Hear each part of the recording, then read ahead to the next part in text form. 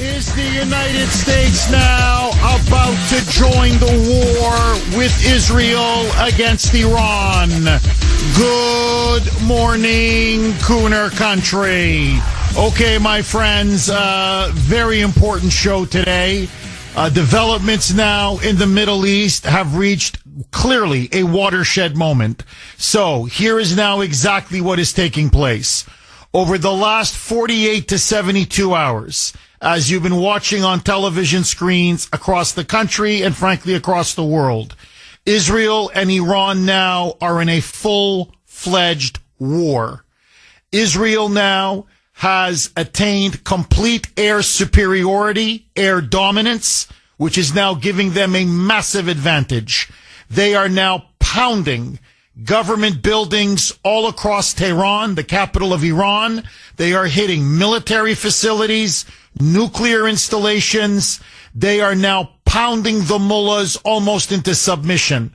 In fact, yesterday, it was confirmed by both Trump, the Israelis, and the Iranians that the mullahs have sent through intermediaries now messages to talk. Now they want to negotiate. They're willing to talk. Netanyahu has said no way. He wants to finish the job and deliver the knockout blow. Now, the problem is this. As Israeli missiles and warplanes continue to strike target after target after target, there is no question they are degrading Iran's military. They have decapitated their military leadership. They are now pounding key installations. Without question now, about a third of Iran's missile launchers have already been destroyed. They continue at this rate of attrition. Iran will not be able, they can have all the ballistic missiles in the world. If you don't have the missile launchers to fire them, they're useless. They're basically stuck on the ground. Now, Iran is pummeling Israel with a barrage of missile strikes night after night after night. The Iron Dome, Israel's missile defense system, has shot down many of these Iranian ballistic missiles, but not all of them. They are getting through. They are hitting Israeli civilians in Tel Aviv in particular, but also in Haifa and in other towns across northern and central Israel. Israeli civilians are now being killed. Tel Aviv in particular is taking some significant damage. So Israel now wants to finish this war as quickly as possible. They want to degrade Iran's ability to ever develop the nuclear bomb and ultimately to destroy and end that ability once and for all. The question now is, what will the United States do? And the key issue, this is the key issue, is that Netanyahu has said he's going to give this campaign about another 2 weeks.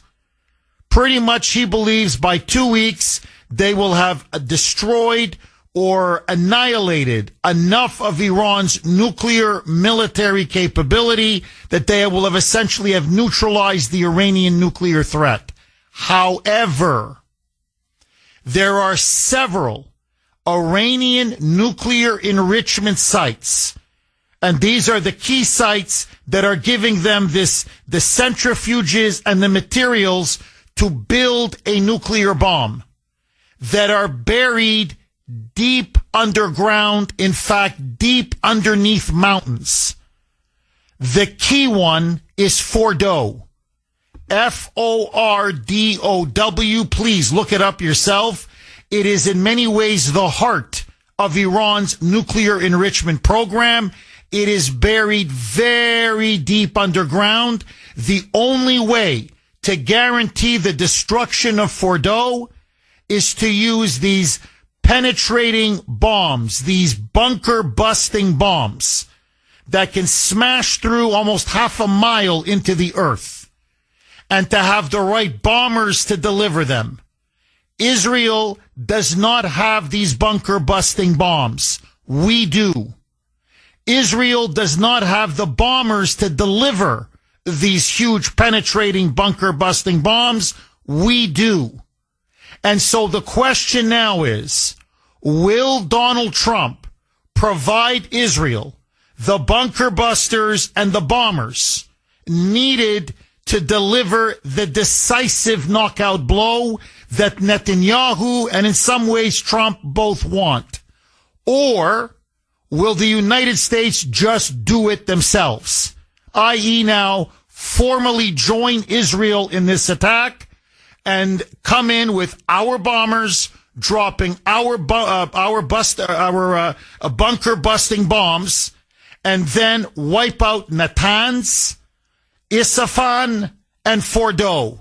Those are the three key nuclear enrichment facilities, especially Fordo because it is so deep underneath the mountain. In other words, they don't want Iran to survive this bombing strike, this air campaign, with some of its nuclear program intact. Why? Here's why. Yesterday, Iran formally pulled out of the Nuclear Non-Proliferation Treaty. That means now they are racing for the bomb. This is now a sprint. Their country is under attack. The regime is very vulnerable. They are very worried now that these devastating, and they are devastating, air and missile strikes could literally bring the people out on the streets, and this brutal Islamist theocracy can be overthrown. They need a fundamental game changer to change the momentum of this war. Getting or acquiring the bomb changes everything. And so now Iran is sprinting to get a nuclear bomb before they are completely and utterly decapitated and destroyed, the regime destroyed by Israel, with the United States helping Israel. So now Netanyahu and Trump have a fundamental decision to make. How far do you go? How deep do you go? And should the United States now get formally involved? Yesterday at the G7 summit, President Trump left the G7 early.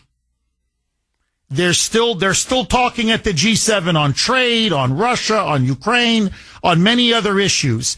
Trump left the G7 early to come back to Washington, D.C. He has now called for his National Security Council to meet with him in the Situation Room. Something big is about to happen. And then Trump issued a dire warning to the mullahs on Truth Social, as he told them, you should have taken the deal when I offered it to you. Now look at the shameful, wasteful loss of life.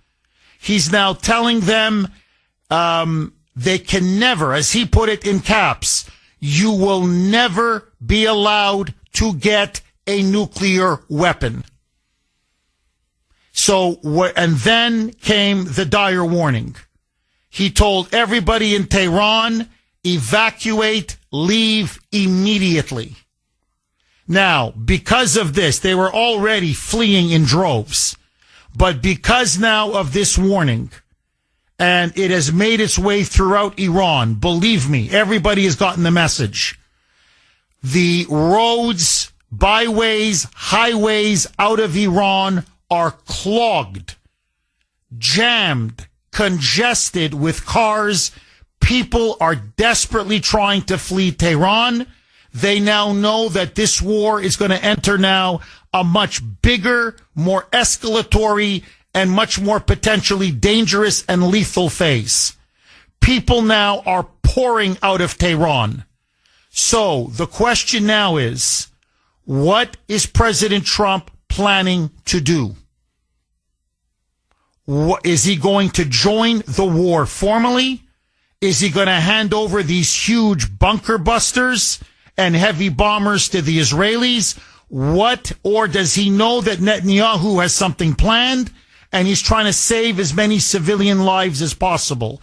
That is now the $64,000 question. Listen now to Trump, asked about, have you seen any signals or heard anything that Iran now wants to de-escalate the conflict? Listen to his answer. Roll cut 1. Mike. Have you heard any signals or seen any messages from intermediaries that Iran wishes to de-escalate the conflict? Yeah. What have you heard? What have you heard from the Iranians? They'd like to talk, but they should have done that before. I had 60 days, and they had 60 days, and on the 61st day, I said, we don't have a deal. They have to make a deal, and it's painful for both parties, but I'd say Iran is not winning this war, and they should talk, and they should talk immediately before it's too late. And what would you say, in your opinion, what would it take for the U.S. to get involved in this conflict militarily? I don't want to talk about that. And you mentioned Putin. So basically, he's keeping his cards very close to his vest. He's not going to say we're not getting involved. He's not saying we are getting involved. He's keeping all of his options open. Okay, I'm going to come back from the break. Israel now, breaking news, has now ordered 300,000 Iranians leave Tehran now. This war is going to blow. It's 19 on the great WRKO. Jeff Kuhner, Boston's Bulldozer. 617-266-6868 is the number. What should the United States do now? That is the question. And in particular, what should President Trump do? Okay, breaking news, as I mentioned just at the end of my opening monologue. Israel now has ordered 300,000 Iranians to flee the capital city of Tehran, to evacuate. So something big is coming. President Trump yesterday tweeted out very late in the evening saying Tehran should be evacuated immediately. So obviously now they're going to drop, we don't know exactly what, but this war now is going to go to a different phase. It is going to blow. It is going to get big. And the question now is, how far is Israel willing to go to win this war? And how far should the United States go to help Israel win this war? The military commander, this is the top man running Iran's war, has now been confirmed to have been assassinated by Israel. Ali Shadmani is now dead. This is on top of about 14 other top senior intelligence military leaders, including the head of the Republican Republican National Guard, which is the shock troops, the spear of the Iranian military. So it looks like Israel now is methodically just grinding down and slowly but surely cutting off the head of the entire military and intelligence infrastructure and network within Iran.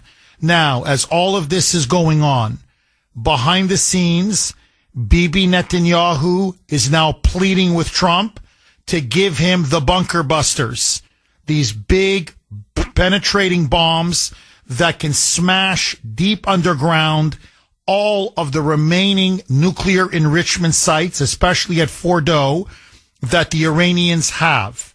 He believes this will make the mission a complete and utter strategic victory, and that this will end Iran's threat, its nuclear threat to Israel, to the region, and to the world for the next generation.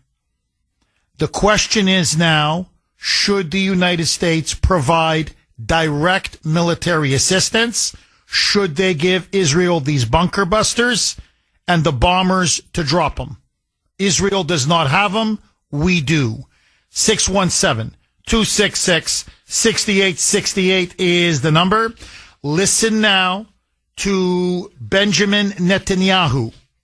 He gave an interview with Fox News' Brett Baer, and he said, we decided to launch this operation for two reasons. One, our intelligence showed us that they were several months away from the critical what's called breakout phase. That they would have enough centrifuges, enough uranium enriched at a certain level that would give them the clear path to acquiring the nuclear bomb. And that they were planning now to build and develop and produce hundreds of ballistic missiles a month. Faced with that dual threat and with the nuclear negotiations at an impasse, with the Americans, our side, not making any headway with the Iranians in talks after talks after talks. He said, President Trump said, let's give him 2 months. I said, okay. He said, but it was clear after 60 days. The mullahs were just stringing the Americans along. We were running out of time. At the 12th hour, we struck. Roll cut 6. Mike.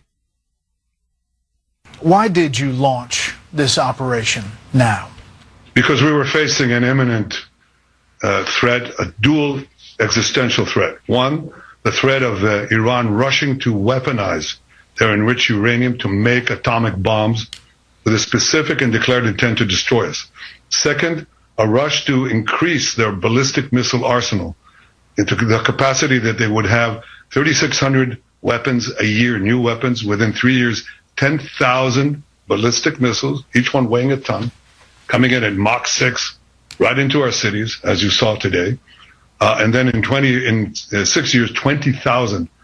That's no country can sustain that, and certainly not a country the size of Israel. In other words, the Iranians were on a military buildup combined with this push for the bomb that basically forced Israel's hand. As he put it, this was an existential threat. I saw the opportunity. I seized it. It's now or never. Listen now to Bibi saying, I waited and waited and waited until I literally could not wait any longer. Roll cut 6B, Mike. Tulsi Gabbard testified on Capitol Hill. Sorry, Mike. My bad. Roll cut 6A. That was my mistake. 6A, Mike. So we had to act. It was the 12th hour. We did act to save ourselves, but also, I think, to not only protect ourselves, but protect the world from this incendiary regime. We can't have the world's most dangerous regime have the world's most dangerous weapons. We're protecting ourselves, but by doing so, we're protecting many others. Okay, let me ask all of you. This is now the world is now at a critical watershed.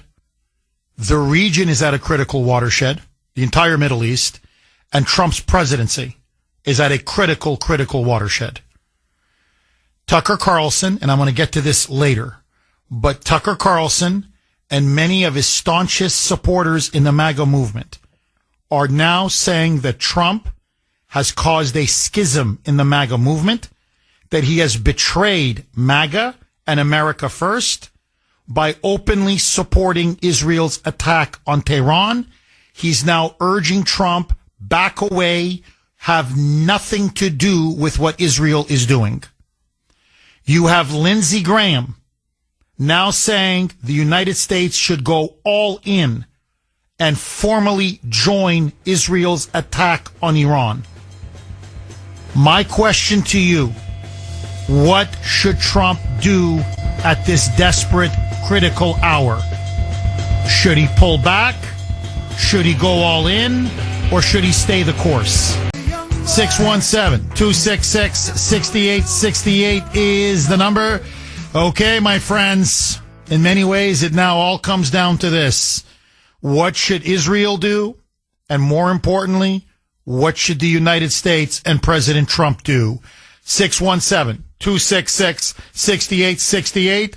Dave, our Western PA constitutionalist correspondent in what?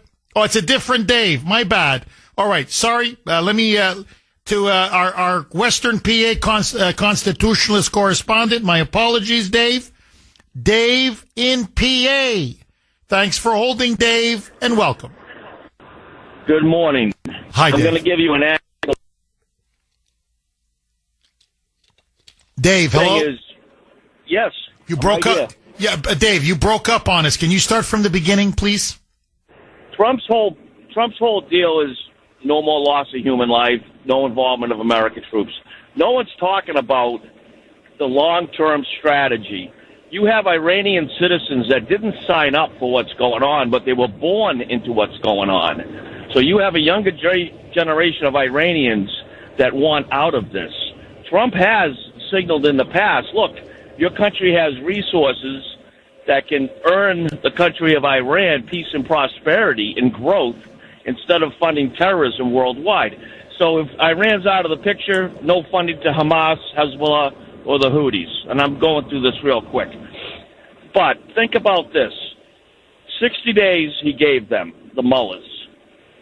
Netanyahu has signaled that we're going to take the mullahs out, as in be assassinated. If there's a regime change in Iran, where there's an uprising, which they've had in the past, but no support from democratic administrations, if they have a regime change, and then the mullahs are out of the picture, they can bring in either American or UN inspectors to dismantle those facilities without dropping a single bomb. If they do strike those facilities and there's there's contamination, you're going to risk contamination from those facilities. So let's see if we can do this without dropping a big bomb, from doing it internally. Once those mullahs are out of the picture, there's going to be a big change in Iran, because those people won't be under that thumb anymore. I think that's the long-term goal that no one's talking about. Well, Dave, there's no question. Look, both Trump and Bibi have said they'd prefer regime change. They said there's no question. But look, how do I say this? There's been multiple green movements over the last 20 years. They were betrayed by Obama. They were betrayed by Biden, both times. And my wife and I were talking about this. In any society, I'm not just talking about Iran, in any society, there is only a small percentage of the people that have the patriotism, the bravery, the courage, the willingness to put their lives on the line and lead a movement of opposition and dissent. Most people, and that applies to every country, every culture, every society, they go along to get along. That's just how most people are. So, yeah, it's easy for us to say, and I agree with you in theory, you're completely right. You get rid of the mullahs, you solve the problem. The problem is they've already crushed these huge democratic movements, not once, but twice, in fact, 3 times. They've murdered all the leaders. They've imprisoned all the others. So there's a sense in Iran now of utter exhaustion and fatigue. They've broken the pro-democracy movement. So what I'm saying is there's only a finite number of people in any country that are willing to risk everything to overthrow a backward repressive government. So we don't know if we have the people on the ground who are willing to organize and willing to overthrow these brutal, barbaric mullahs. That's why you don't leave something like this to chance. That's why Netanyahu's argument is, and I think it's a very good one, look, we've got the regime now on the ropes. I mean, I don't know, Dave, if you saw what happened. Yeah, they literally targeted Iran's entire media institution, their state television network, live, as one of these broadcasters, it was a woman, basically almost covered head to toe, was in a diatribe about death to America, death to Israel, death to the Jews, we're winning the war, blah, blah, blah. And a missile hit the building directly. And you see the debris falling on top of her, and she desperately runs away and flees. And so the Iranian people are looking at this and they're stunned, because now a major organ that the regime has used to broadcast its propaganda, its lies, has now been destroyed by Israel. They're cutting off their ability to even communicate with their own people. So the regime is militarily now being slowly dismantled. Their nuclear scientists are being wiped out. their nuclear facilities are being smashed and shattered. There's a couple of them left that are deep underground. Otherwise, the mullahs are in trouble, and their population is fleeing. They are running literally for the hills. Iran is full of mountains. So at this point, you don't know what the people are going to do, except they don't want to get killed. So Netanyahu's argument is, finish the job. That's literally what he's saying in private. Let's finish it. One more week, and we could end the Iranian nuclear problem once and for all. Final word to you, Dave. You're making my point. You made my point. If the mullahs get dismantled, then that's the green light for the green movement. The American Revolution was only supported by about 8 to 16% of the population in the 1700s. And now we have the United States of America 250 years later. So who's not to say the same thing can happen in Iran? Fingers crossed. If they're running for the hills, that's a green light that they're on the ropes.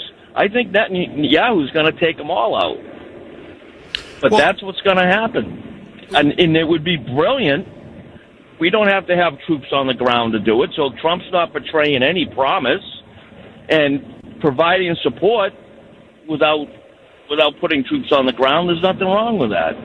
So I just think people aren't seeing the big picture. People always fail to see the big picture. Well, Dave, Trump is threading the needle right now. He's helping Israel without committing American boots or American fighter jets. So technically we're not a co-belligerent, but we're doing everything we can to help Israel. So it's a thin line that he's walking. It's a tightrope. And he wants to continue to walk that tightrope. Again, in fact, yesterday again he said to the mullahs, look, as everything is being destroyed around you, as your country is crumbling, as your military is crumbling, you sure you don't want to make a peace deal? You sure? Because we can do this the hard way or the easy way. It's up to you.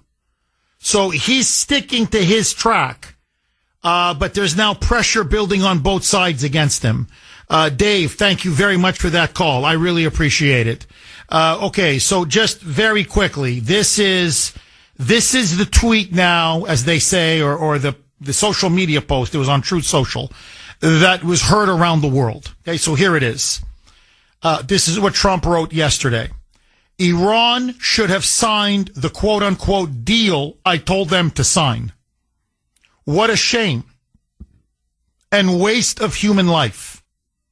Simply stated, and he says all in caps now, Iran cannot have a nuclear weapon. I said it over and over again. Everyone should immediately evacuate Tehran. Now people are wondering why. What does Israel, and maybe Israel and the United States together, what are they now planning? 49, almost 6:50 now on the great WRKO. Jeff Kuhner, Boston's bulldozer, cleaning up the liberal bull. Okay, it is the Kuhner Country poll question of the day, sponsored by Mario's. Mario's quality siding, roofing, and windows. Should Trump have told the people of Tehran to evacuate? Big debate about that. That in some ways, maybe he's tipping the hand of the Israelis, tipping the hand of what he may be planning to do as well. Others are saying, no, it's the right thing to do. If your civilians could be killed, you want to, save as many civilian lives as possible. And it's brutal psychological warfare. And I'll tell you this, they are fleeing. You got to see the images now coming out of Tehran. I mean, the people are desperate to get out of the capital. The roads are blocked, clogged, congested everywhere. Everywhere. It is bedlam now in Tehran. So, should Trump have told the people of Tehran to evacuate? A, yes. B, no. You can vote on our webpage, WRKO.com/Kuhner, WRKO.com/Kuhner, KUHN is in National ER. As always, you can vote on X, and I'm very active on X. Again, I was last night. My handle there, at the Kuhner Report, all one word, KUHNER. Listen now. This is Bibi Netanyahu, Israeli Prime Minister. He was on an international show, and he says, you want to know what my goal in Iran is? It's very simple. Roll cut 8. Mike. You talked clearly about regime change as a goal to this war. What do you mean by that? Well, how can you reach this? I would say the goal is twofold: to remove one existential threat, the atomic threat. The second is the existential threat of thousands and thousands of ballistic missiles. But the consequence could be, the result could be, that the regime will be shattered. Because what do they have? I mean, what do they really have? So, in other words, shatter the regime, and maybe the people will rise up, pick up the pieces, and overthrow the mullahs. But as he put it, look, that's going to be a consequence. It's not the primary goal or objective.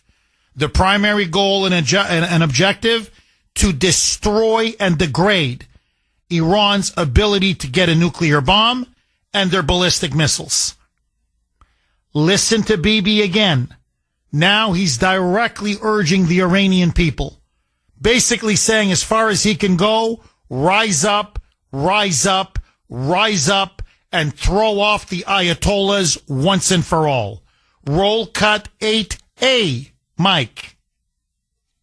Can you please elaborate on that? How do you see this leading to a regime change in Iran? Look, I think the regime works on terror. You know it. The people in Evan prisons know it. Every Iranian citizen knows it. I mean, we know how they shoot people, how they hang people from cranes, the horrible things that they do. I don't have to tell you. You can tell me. But this is all based on the image of invulnerability, of unmatched power. And we're cutting that power down to size. And I think this will have enormous consequences for good in our region, beyond our region, but also in Iran itself. A light has been lit. Carry it to freedom. Carry it to freedom. It's up to the people of Iran. And I think you will find the time and the opportunity, because I think the hour of liberation is clear. Israel is known as the startup nation. It may be known as known as the innovation nation. You will be known as the liberation nation. The liberation nation. In other words, the hour of liberation is near. Maybe. We shall see. 617-266-6868. Angelo in Rockland. Thanks for holding, Angelo, and welcome. Jeff, good morning. Hi, good Angelo. morning. So anyway, the New World Order, along with the rhinos, are trying to empower the War Power Act to slow down the momentum that we have over this nuclear threat for the Middle East, let's call it. And I can't get over how they want to support that country, support terrorism, and they infiltrated our government, and we have to stop it all. We have to even start in our own government to weed out these radical implants, if you want to call it. But it's unbelievable. You know, I would act before they put the War Power Act into play, because this is a world security threat, and they would have no problem pressing that button to try to eliminate Israel. And thank God they didn't get Netanyahu out of power there, because they would have been in a world of trouble right now with this global thought. And I'm just grateful that Trump did say evacuate. Save as many lives as you can, because those people are living under the gun there. They don't want to live under that regime. And we just hope for the best. And you started the fire. Let's burn them out and get it done. What are you thinking? Well, finish the job. No, I hear you, Angelo. And look, just to piggyback off of what you're saying, I was on Newsmax yesterday, and I was on a political panel, and they put me up against this progressive leftist. And again, like Bernie Sanders, this leftist was against Netanyahu, was against Israel, was calling now for them to stop the attack on Iran and go back to the diplomatic table and basically let the mullahs survive and let them keep their nuclear program intact. I mean, it's incredible. It's just incredible how they will constantly appease the Islamo-Nazis in Tehran. And just to further go on, Angelo, to further reinforce what you're saying, look, you've got Bernie Sanders now leading, along with AOC, leading the charge in Congress to tie the president's hands in his ability to conduct war in case he feels the need to back or support Israel. And according to Bernie, this is now Bernie Sanders says, I'm not going to allow Trump to drag us into a war that benefits Bibi Netanyahu.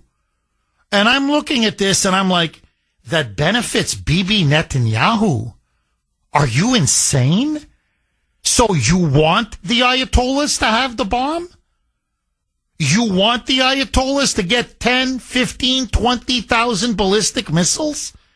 As Netanyahu said, that each weigh a ton, coming in Mach 6, armed with nuclear warheads, so they can literally obliterate Israel and much of the Middle East in a massive nuclear mushroom cloud?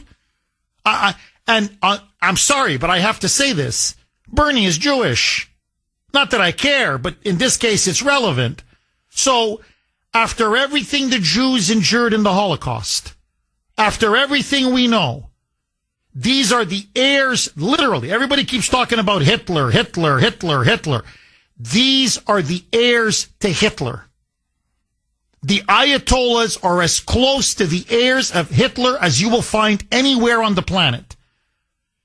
They deny the Holocaust happened. Well, actually, they make two arguments. One, the Holocaust never happened. B, they want to finish what the Holocaust started. So you're looking at people who literally sell Mein Kampf on the streets of Tehran, where Hitler is admired in Iran. Why? Because for them, the only good Jew is a dead Jew. And you're telling me, as a Jew, well, he's a self-hating Jew, but let that go. Bernie Sanders says, oh, this is Bibi. Bibi's the problem. Not really. Not the Ayatollahs. It's Bibi.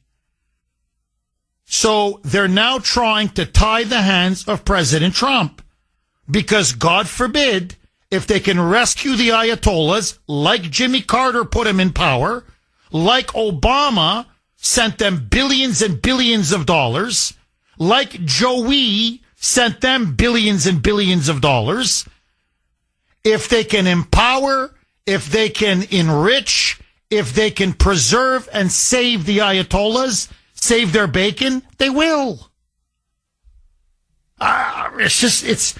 They are in love with the most evil fascist regime on the face of the earth.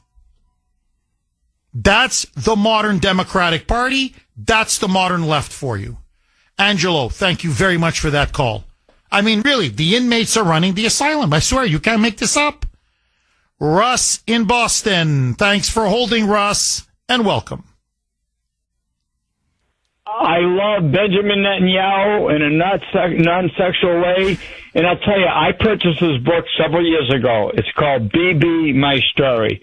If you want a great read of a patriotic person who loves the state of Israel, buy the book, believe me, okay? Now, long live the state of Israel. We must give Israel whatever it needs to finish the job.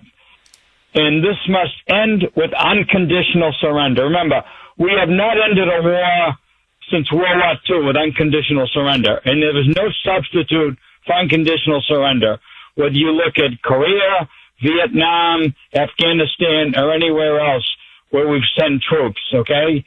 We should have settled for only unconditional surrender.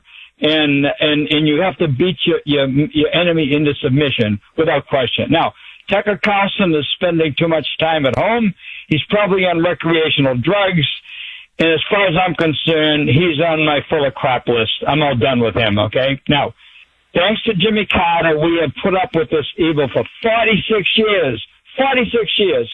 Because that coward didn't take the proper action. He was gutless when it come to being commander-in-chief, okay? Now, unconditional surrender will make it clear to Communist China and Russia, do not F with us, or this is what's going to happen to you.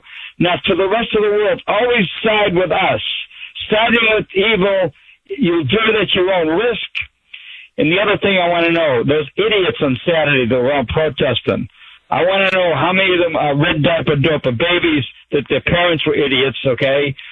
Or how many of them are brainwashed by the Marxist professors in our leading colleges and universities.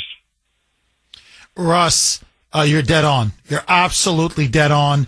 And I want to ask you something, Russ.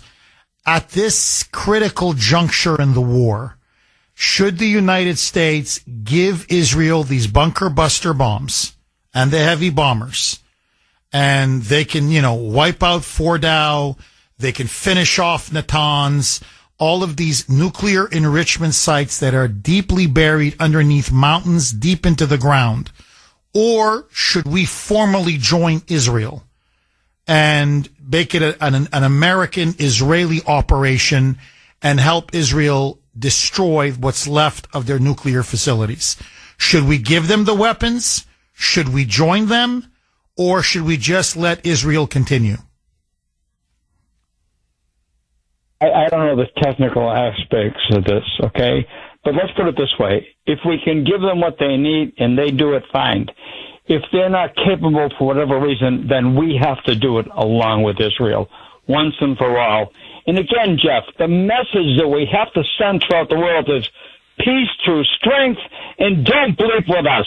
And one thing that I'll say that I learned early on in life, if you show weakness, people will crap on you. If you show strength and show them that you're not going to take any BS, they will back away from you, because most of the time people are smart enough that they don't want confrontation. That's a basic thing that you can learn in life.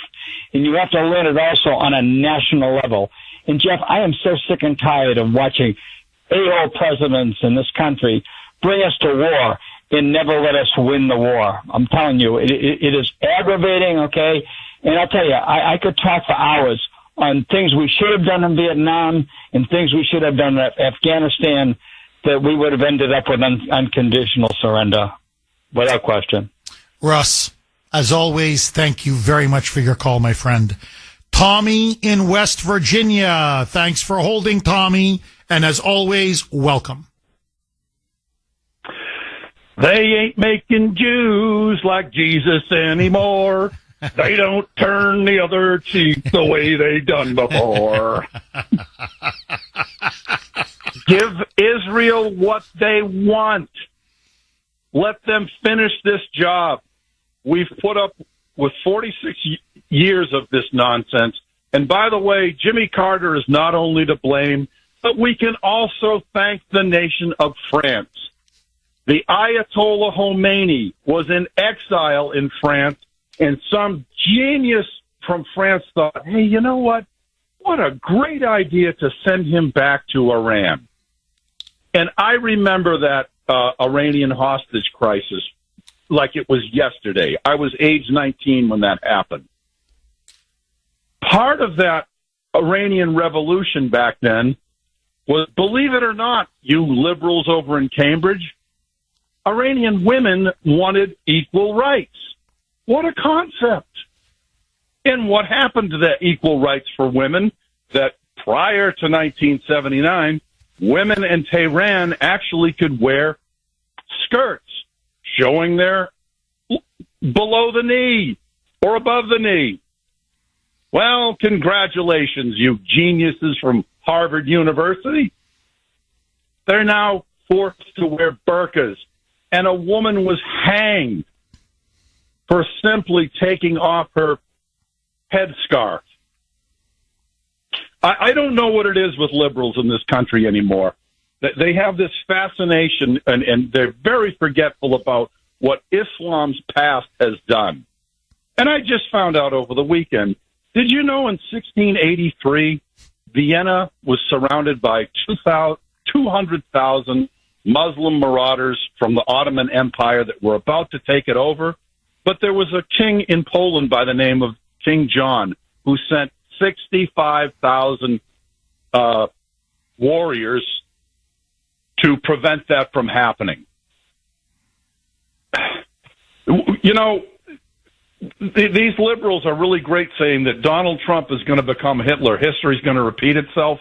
They really have no clue about world history, Jeff. You're a very learned individual. I'm certainly sure you could probably name that king of Poland what his last name was. But I don't know. You know, if there really is an existential threat to this world, it's Iran. And I have no doubt, like the great poet laureate Maya Angelou once said, when somebody tells you who they are, believe them. And for 46 years, what have the Iranian mullahs and the radical Islamists in that country said? Death to America, death to Israel. Now, they're not going to blow up the United States if they get a nuclear weapon, but I'm certainly sure we might get a suitcase nuke over here at some point if they're allowed to develop that. But they will use it on the state of Israel. Make no mistake. Do we really want to go through that again? Oh, you're dead on. And this time the difference is, look, Israel has at least 100, if not 200 nuclear missiles.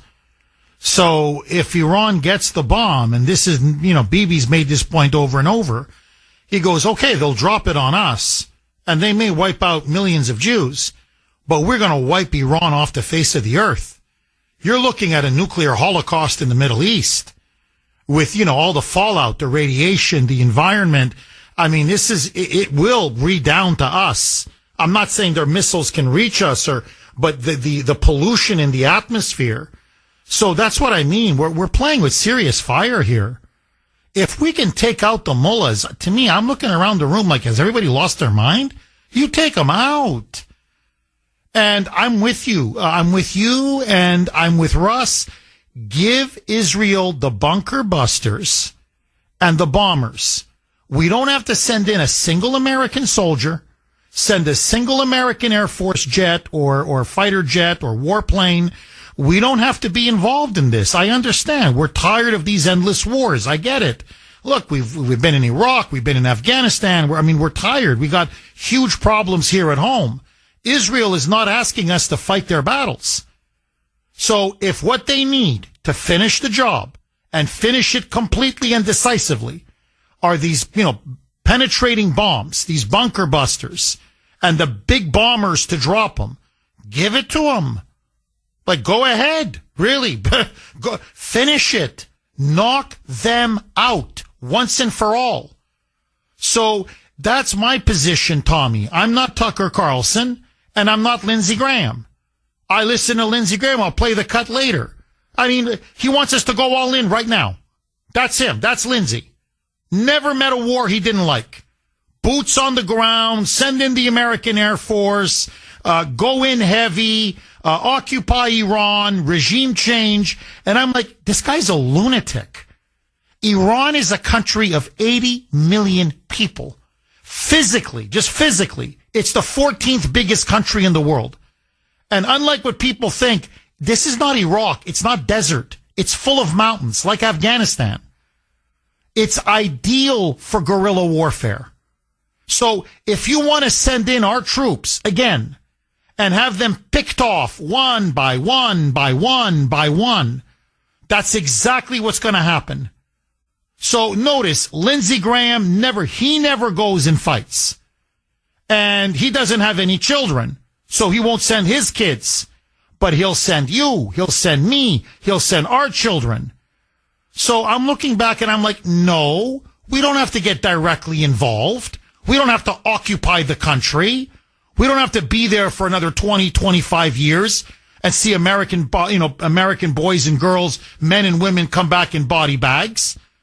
Israel will take care of their military program and shatter that regime. If all it takes is a couple of bunker busters and a couple of heavy bombers, and I think, I don't know, I'm speculating now, I think that's what Trump is discussing with the National Security Council. That's why he left the G7 early. They're at a key moment in the war. I think everybody is surprised how poorly the Iranians have performed and how successful the Israelis have been so quick. And the regime is now teetering. And Bibi's on the phone saying, give me the bunker busters and I can finish this. And Trump now is going to talk to his Secretary of Defense, National Security team, and they're going to come up and say, do we give it to them? Yes or no? I say yes. Give them the weapons they need to knock the mullahs out. Do the world a favor and knock them out once and for all. 19 on the great WRKO. Jeff Kuhner, Boston's Bulldozer. 617-266-6868 is the number. Okay, this is what I wrote on X last night. And I want to get your reaction. 617-266-6868. The Ayatollahs in Tehran now say they want to talk. They are now crying uncle. Israel is pounding them into submission. It's too late. They had their chance for a diplomatic solution. Israel should now go for the knockout blow, wipe out Iran's entire nuclear program, finish it. Agree, disagree. President Trump now has cut his trip to the G7 in Alberta, Canada short. He is back in Washington, D.C. He has now called his entire National Security Council to meet with him in the Situation Room. Clearly now they are planning their next move. It is going to be a decisive move. And simultaneously, he went on social media and told the people in Tehran, Iran's capital city, to evacuate, his words, immediately. Israel now has come out and told the people of Tehran, 300,000 of them, evacuate now. So clearly something very big is in the works. What? We don't know yet, but we will know soon. Now, just very quick, because I want to go back to the blazing phone lines. They have smashed all of Iran. Israel has smashed all of Iran's air defenses, which means now Israel has complete air dominance, air superiority. This is now allowing them to systematically destroy, attack, degrade, and dismantle all of their nuclear facilities that are above ground, government building after government building, military installation after military installation. They've just taken out literally the top military leader in Iran. So the Iranian mullahs now are taking blow after blow after blow. And this is a ferocious attack by Israel. These are hundreds of warplanes, hundreds of missiles that are raining down on key military sites and nuclear facilities. This is a massive, massive air campaign, wave after wave that the Israelis are waging. Now, Israel has said there is a limit. There are two key nuclear enrichment sites. As I said, the big one is at Fordow. That is buried half a mile underneath a mountain in the ground. They are trying to hit it over and over again, but they cannot guarantee it will be destroyed unless the United States gives them these deep penetrating bombs that only we have. The Israelis do not have them. And you need a special type of bomber, heavy bomber, to drop them. The Israelis don't have those bombers. We do. And so I'm positive one of the things that Trump is discussing as we speak right now with his national security team is, should we give those bunker busters to Bibi and the bombers to Bibi? Should we do it ourselves? Or should we just continue doing what we're doing, which is give Israel all the diplomatic, moral support it needs and just let Israel continue its relentless campaign of destroying and dismantling? 617-266-6868. Where do you side on this issue? Do you want to see America help Israel more? Do you want to see America pull back? Or do you want to see Trump just stay on the same course? 617-266-6868. Vince in Deutschland, in Germany. Thanks for holding, Vince, and welcome. Morning, Jeff. Hey, you remember Operation Ajax? Are you familiar with that? Which one was that, Vince? That was the overthrow of the Iranian government by the British and the CIA and MI6 in 1953. Yes. You know? Yes, and that's when they installed the Shah. Yes, Vince. They installed the Shah, and then in 1979, and I remember it well because I was a kid, and I used to watch the nightly news. That's when I became a news junkie when I was about 12 years old, following the Iranian hostage crisis. Well, I mean, you and I are almost the same age, Jeff, you know? And what I'm going to say is the CIA has an uncanny way of creating a problem and then saying they're going to solve the problem. And frankly, I don't trust these SOBs as far as I can throw them. And frankly, I don't know why we continue to let the country of Israel dictate our foreign policy, because make no mistake, they do through AIPAC. They control, and Thomas Massey has said this before, they control the entire Congress, the entire Senate. You know what I mean? And let's not forget on October 7th, there was a stand-down order. You know why there was a stand-down order? Because how long does it take to drive across Israel? Maybe 3 hours, and the military was nowhere to be found during that attack. They were nowhere to be found for at least 8 hours, which tells you that all of Netanyahu's legal problems went away with the October 7th attack. You know what I mean? I'm like, when are people going to wake up? You know, I listen to your callers, and they're all like, we got to take them out. We got to do it now. You people fall for the same baloney again and again and again. And I'm telling you right now, this is going to be the end of Trump. A war with Iran will be the end of Trump. Now, some people will say, well, he's only got this term and that's it. His legacy will be in the toilet. Trump will be in the toilet.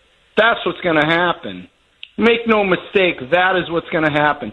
If Israel wants to go to war with Iran, have at it. They have the military to do it. They have the Air Force. They have nuclear weapons, you know. But to let us get drawn into this thing, I mean, we're suckers, man. We are suckers.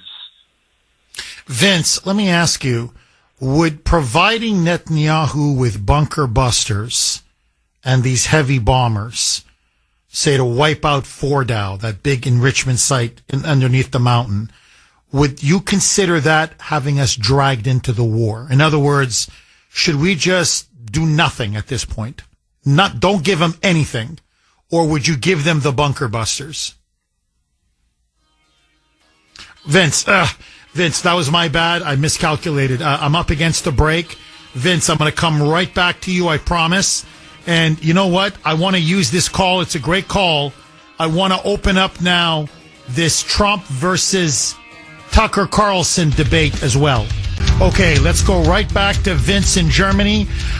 Vince, almost right on cue. It's uncanny, but news is now breaking. So again, a lot of developments this morning. This is a huge story.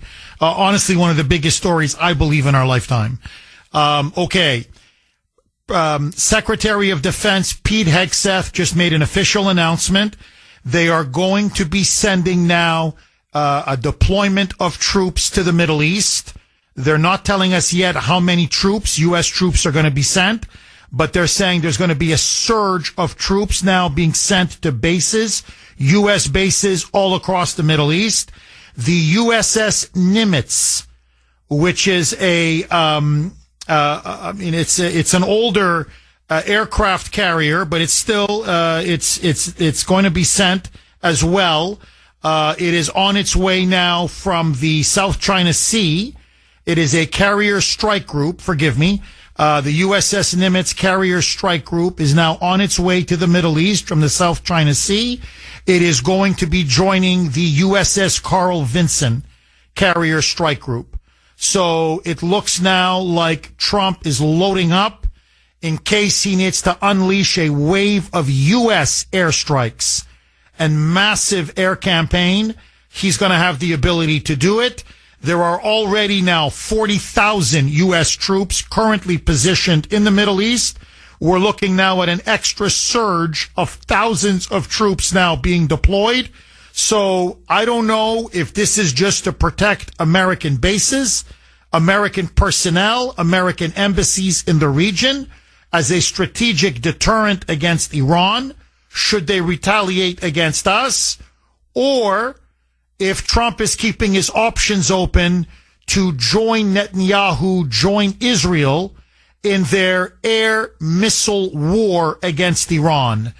Vince, let me ask you, would you advise Trump to give Israel the bunker busters and the heavy bombers that they need to take out the big Fordo underground nuclear enrichment site? Or would you just say, you know what? You've got enough. Deal with Iran as you want, but the United States is neutral. We are going to stay out of this completely. What would you advise the president, Vince? I'd say enough is enough. And let me tell you something. Why are they sending the Carl Vinson and the Nimitz? Those are the two oldest carriers in the carrier fleet. You know why? Because they're expendable. If they get hit and they get sent to the bottom, no big deal. Why aren't they sending the George W. Bush or the H.W. Bush and the Ronald Reagan, the two of the newer carriers, right? Why did Trump earlier say, oh, I'm pulling troops back, I'm sending families home from the Middle East to get them out of there, to get them out of harm's way, but now we're loading up? Lindsey Graham is having orgasm after orgasm right now through all of this. You know what I mean? The neocons love it. David Ignatius over there at the Post, he loves it. All of these guys love it. Mark Levin loves it. And mind you, I have most of Mark Levin's books, okay? These guys are despicable, absolutely despicable. And you know what? Trump is just going to burn his whole presidency right down, Jeff. Mark my words. Vince will be proven right on this one. You watch. Vince, as always, thank you for your service. Thank you for your call. Okay, what Vince is now laying out is almost word for word. I'm not saying he took it from Tucker, but he's laying out basically what Tucker Carlson and many other Trump supporters are now saying, almost verbatim. So there is now a schism, a very deep divide within MAGA that has broken out over now this Israel attack on Iran. And Vince mentioned Mark Levin. And so this is, by the way, what I was on yesterday discussing on Newsmax, this very topic. So let me tell you exactly what took place. About maybe 4 or 5 weeks ago, don't quote me, but it was about a month ago, Tucker Carlson blasted Mark Levin, the radio talk show host, for having gone to the White House to visit President Trump. According to Tucker, he said Mark Levin was there to lobby for the United States to send in ground troops and our fighter jets to overthrow the mullahs in Tehran. That Levin was now pushing and stoking a war between the United States and Iran. And Tucker came out and said, of course, Levin won't fight the war, and he won't send his kids to fight for this war, but he'll send our kids to fight this war. And that the neoconservatives are now itching to get the United States dragged into a war against Iran on behalf of Israel. That was Tucker Carlson's attack. Levin fired back, saying to the effect, he burps. Tucker Carlson is now burped. And that he was a quote-unquote thoughtless ass who now has become a pathetic, basically Jew hater and anti-Semite. So Levin ferociously, viciously attacked back, and that basically caused a civil war within the MAGA camp. Now, Tucker has escalated his criticisms, not just of Mark Levin, Sean Hannity, and Fox News and the Murdoch media empire, but now he came out and said that by so forcefully and publicly backing Netanyahu's attack on Iran, according to Tucker Carlson, President Trump has fundamentally betrayed MAGA. That's Tucker's argument. That he was voted to get us out of these endless wars, not to get us into these endless wars. That he was the peacemaker. He was supposed to end the war in Ukraine, end the war in Gaza. And according to Tucker, the war in Ukraine rages, the war in Gaza rages, and now there's a third war breaking out between Israel and Iran.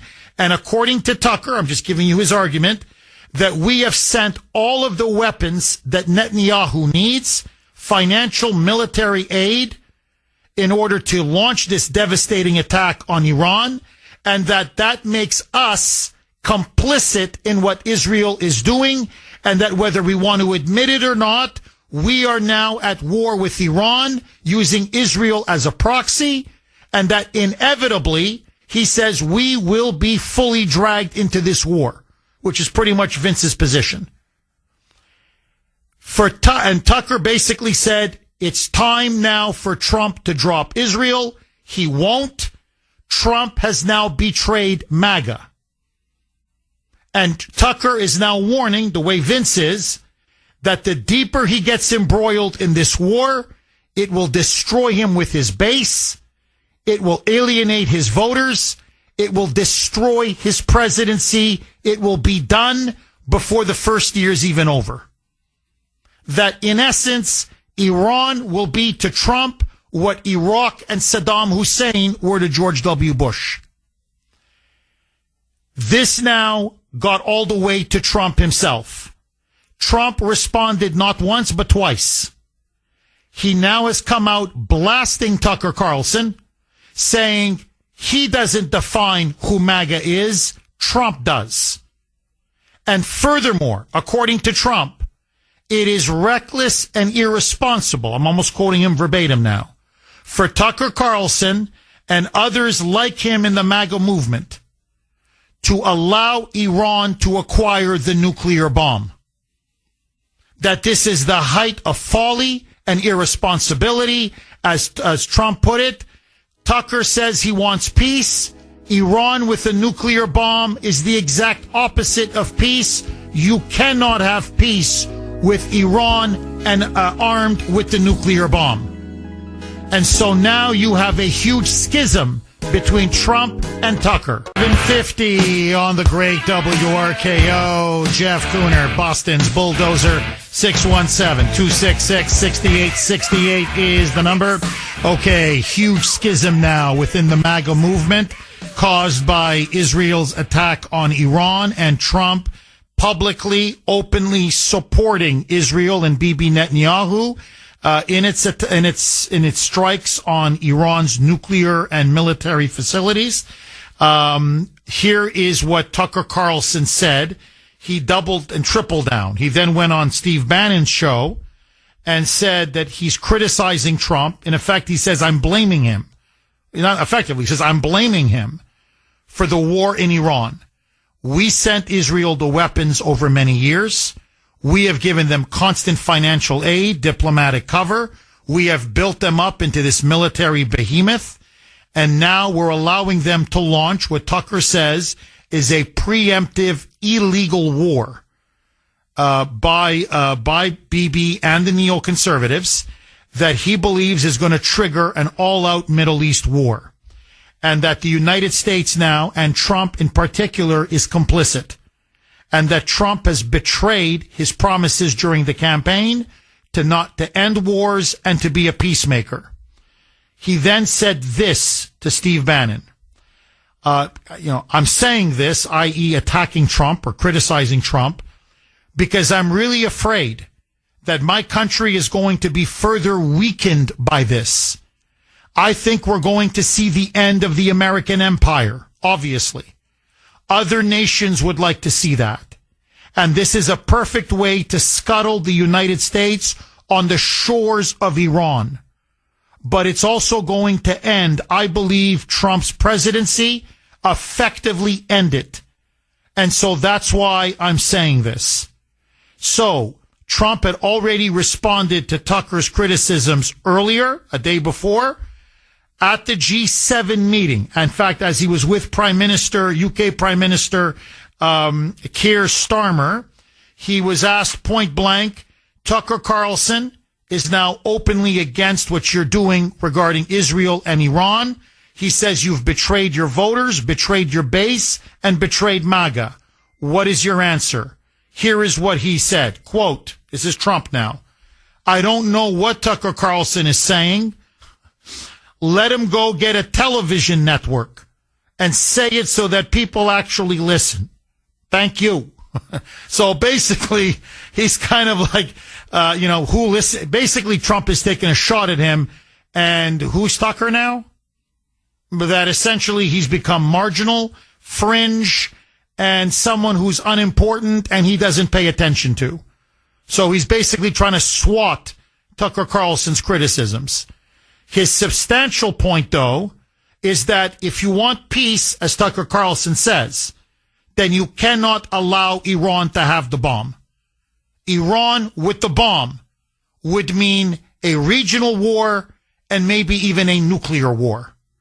617-266-6868. So I want to ask you, let me throw this mother log on the fire. It is now Trump versus Tucker.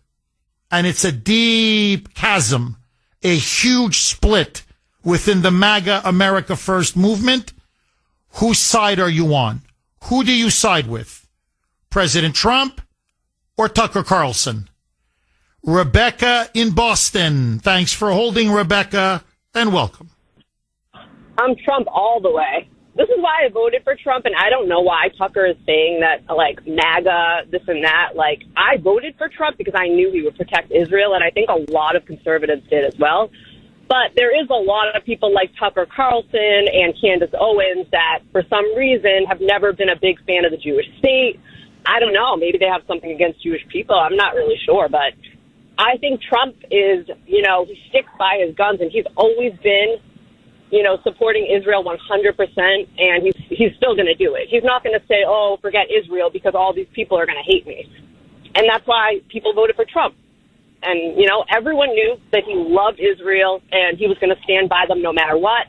And Iran, I hate to say it, but Iran's a threat to us all. They've been a threat to us all.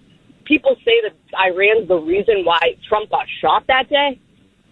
So, we need to protect Israel and ourselves at this point. Rebecca, I want to play a cut and get your reaction to it. This is Prime Minister Bibi Netanyahu. He was on Fox News with Bret Baier, and he actually made news. This is what he told Bret Baier. This death to America regime that is in power in Iran. He said, you realize, Bret, they tried to assassinate President Trump. In fact, they tried to assassinate him twice. And Bret Baier's jaw practically fell to the ground. And he was like, what? Here it is. Roll cut 3, Mike. These people who chant death to America, try to assassinate President Trump twice, killed 241 of your Marines in Beirut, killed and injured thousands of American soldiers in Afghanistan and Iraq, try to bomb a restaurant in Washington, D.C., chant death to America, burn the American flag. Do you want these people to have nuclear weapons and the means to deliver them to your cities? Of course not. Yeah. So we're defending ourselves, but we're also defending the world. Now, before I go back to you, Rebecca, Bret Baier is like, what? He goes, do you have intelligence? How do you know that there were 2 assassination attempts on Trump directed or directly from Iran? Listen to Netanyahu's response. Roll cut 3A, a mic. Do you have intel that the assassination attempts on President Trump were directly from Iran? Through proxies, yes. Through their intel, yes. They want to kill him. Look, he's enemy number 1. He's a decisive leader. He never took the path that others took to try to bargain with them in a way that is weak, giving them basically a pathway to enrich uranium, which means a pathway to the bomb, padding it with billions and billions of dollars. He took up this fake agreement and basically tore it up. He killed Qasem Soleimani. He said, made it very clear, including now, you cannot have a nuclear weapon, which means you cannot enrich. He's been very forceful. So for them, he's enemy number one. Yeah. Look, they also tried to kill me, but I'm his junior partner. They understand that President Trump is a great threat to Iran's plans to weaponize nuclear weapons and use them. Rebecca, let me ask you point blank. This is, to me, stunning news. Now, Trump has not come out and said that's not true. Our CIA has not come out. Our intelligence community did not come out and say, oh, no, that's not true. Bibi's lying. So they're basically saying, yeah, they did try to off him not once, but twice. So my question to you, Rebecca, by attempting to assassinate Trump not once, but twice, and you're right, maybe they were even behind what happened in Butler, have they effectively declared war on the United States? And by doing so, doesn't this give Trump now all the legal, political, moral authority to tell Bibi Netanyahu, finish it. Finish these mullahs off once and for all. What say you? 100%. And I mean, Trump knows who the enemy is here, and he knows that Iran is not our friend. I mean, even before this, they were chanting death to America. Like, their end result, they want Israel gone and America gone, and the only way to end this once and for all is to knock out their nuclear weapons and take Iran down.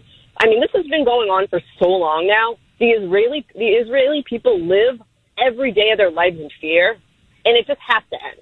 I mean, the billions of dollars that got sent to Iran from the United States the past, 10, 15 years, that's why they have nuclear weapons.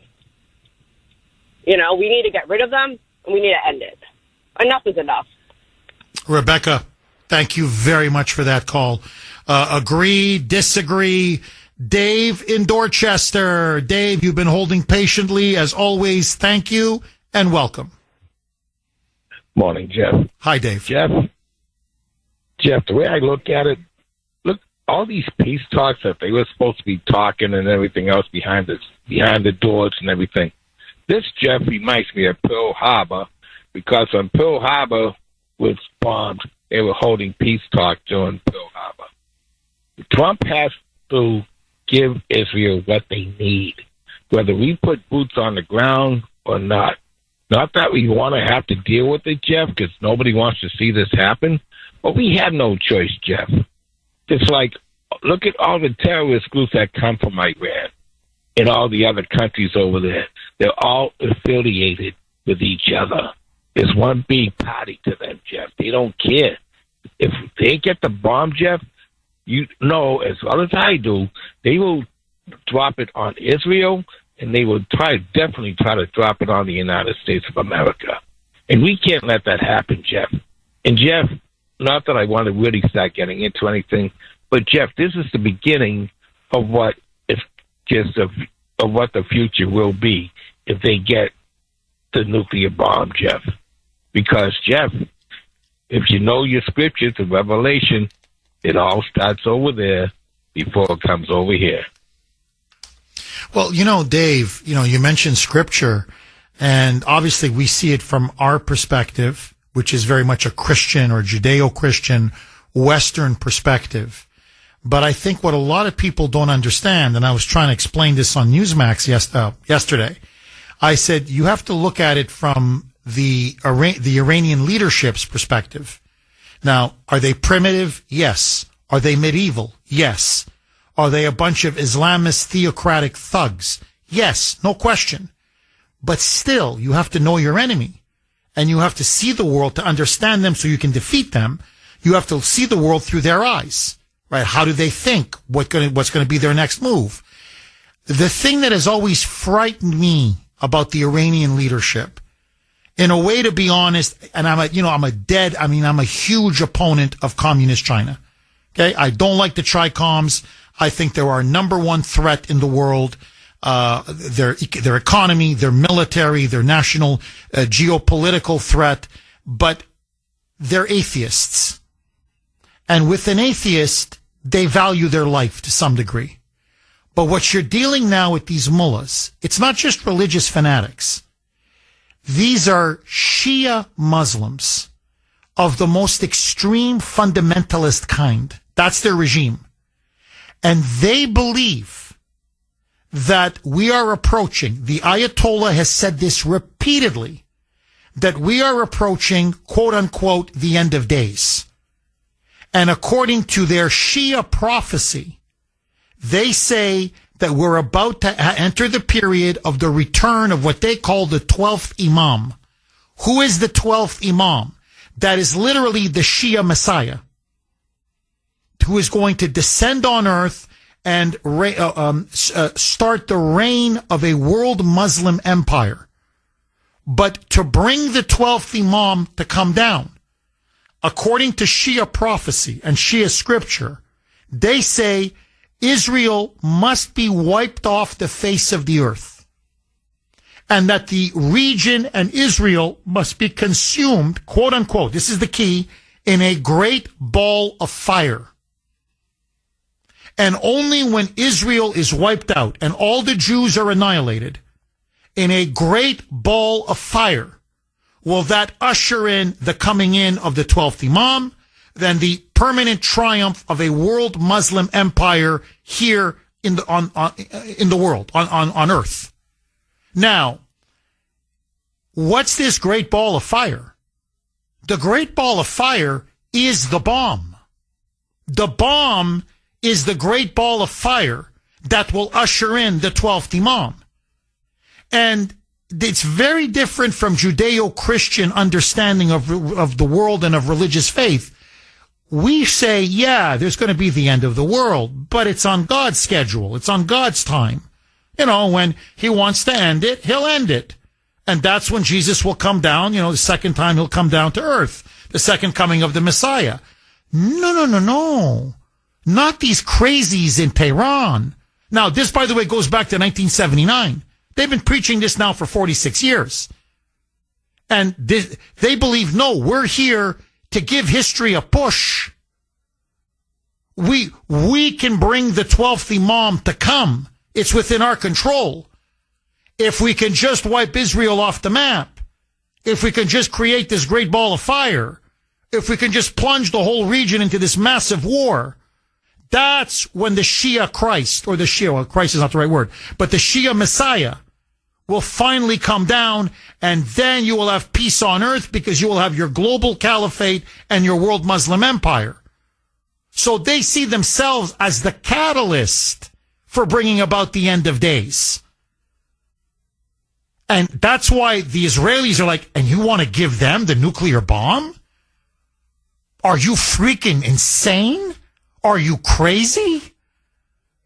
And if you want to understand, to everybody listening, why is it since 1979, you know, there's a lot of regimes that really hate America, but there's only one regime on the planet every day. No, I mean literally every day, all day, nonstop, television, radio, protests, on the street, in their newspapers. You can't have a freaking conversation. Death to America. Death to Israel. Death to America. Death to Israel. Death to America. Death to Israel. Why? Because in their twisted worldview, for them to bring about the fulfillment of their faith, of this 12th Imam, Israel and America must be annihilated and wiped off the face of the earth. That's why their anti-Americanism is fanatical. Their anti-Semitism is fanatical. It's fanatical. It's literally on a par with that of the Nazis. So, and by the way, just so that you know how fanatical these people are, okay? This is straight now, Wall Street Journal, the Times of London. I mean, these are people with sources deep in the Iranian regime. Even now,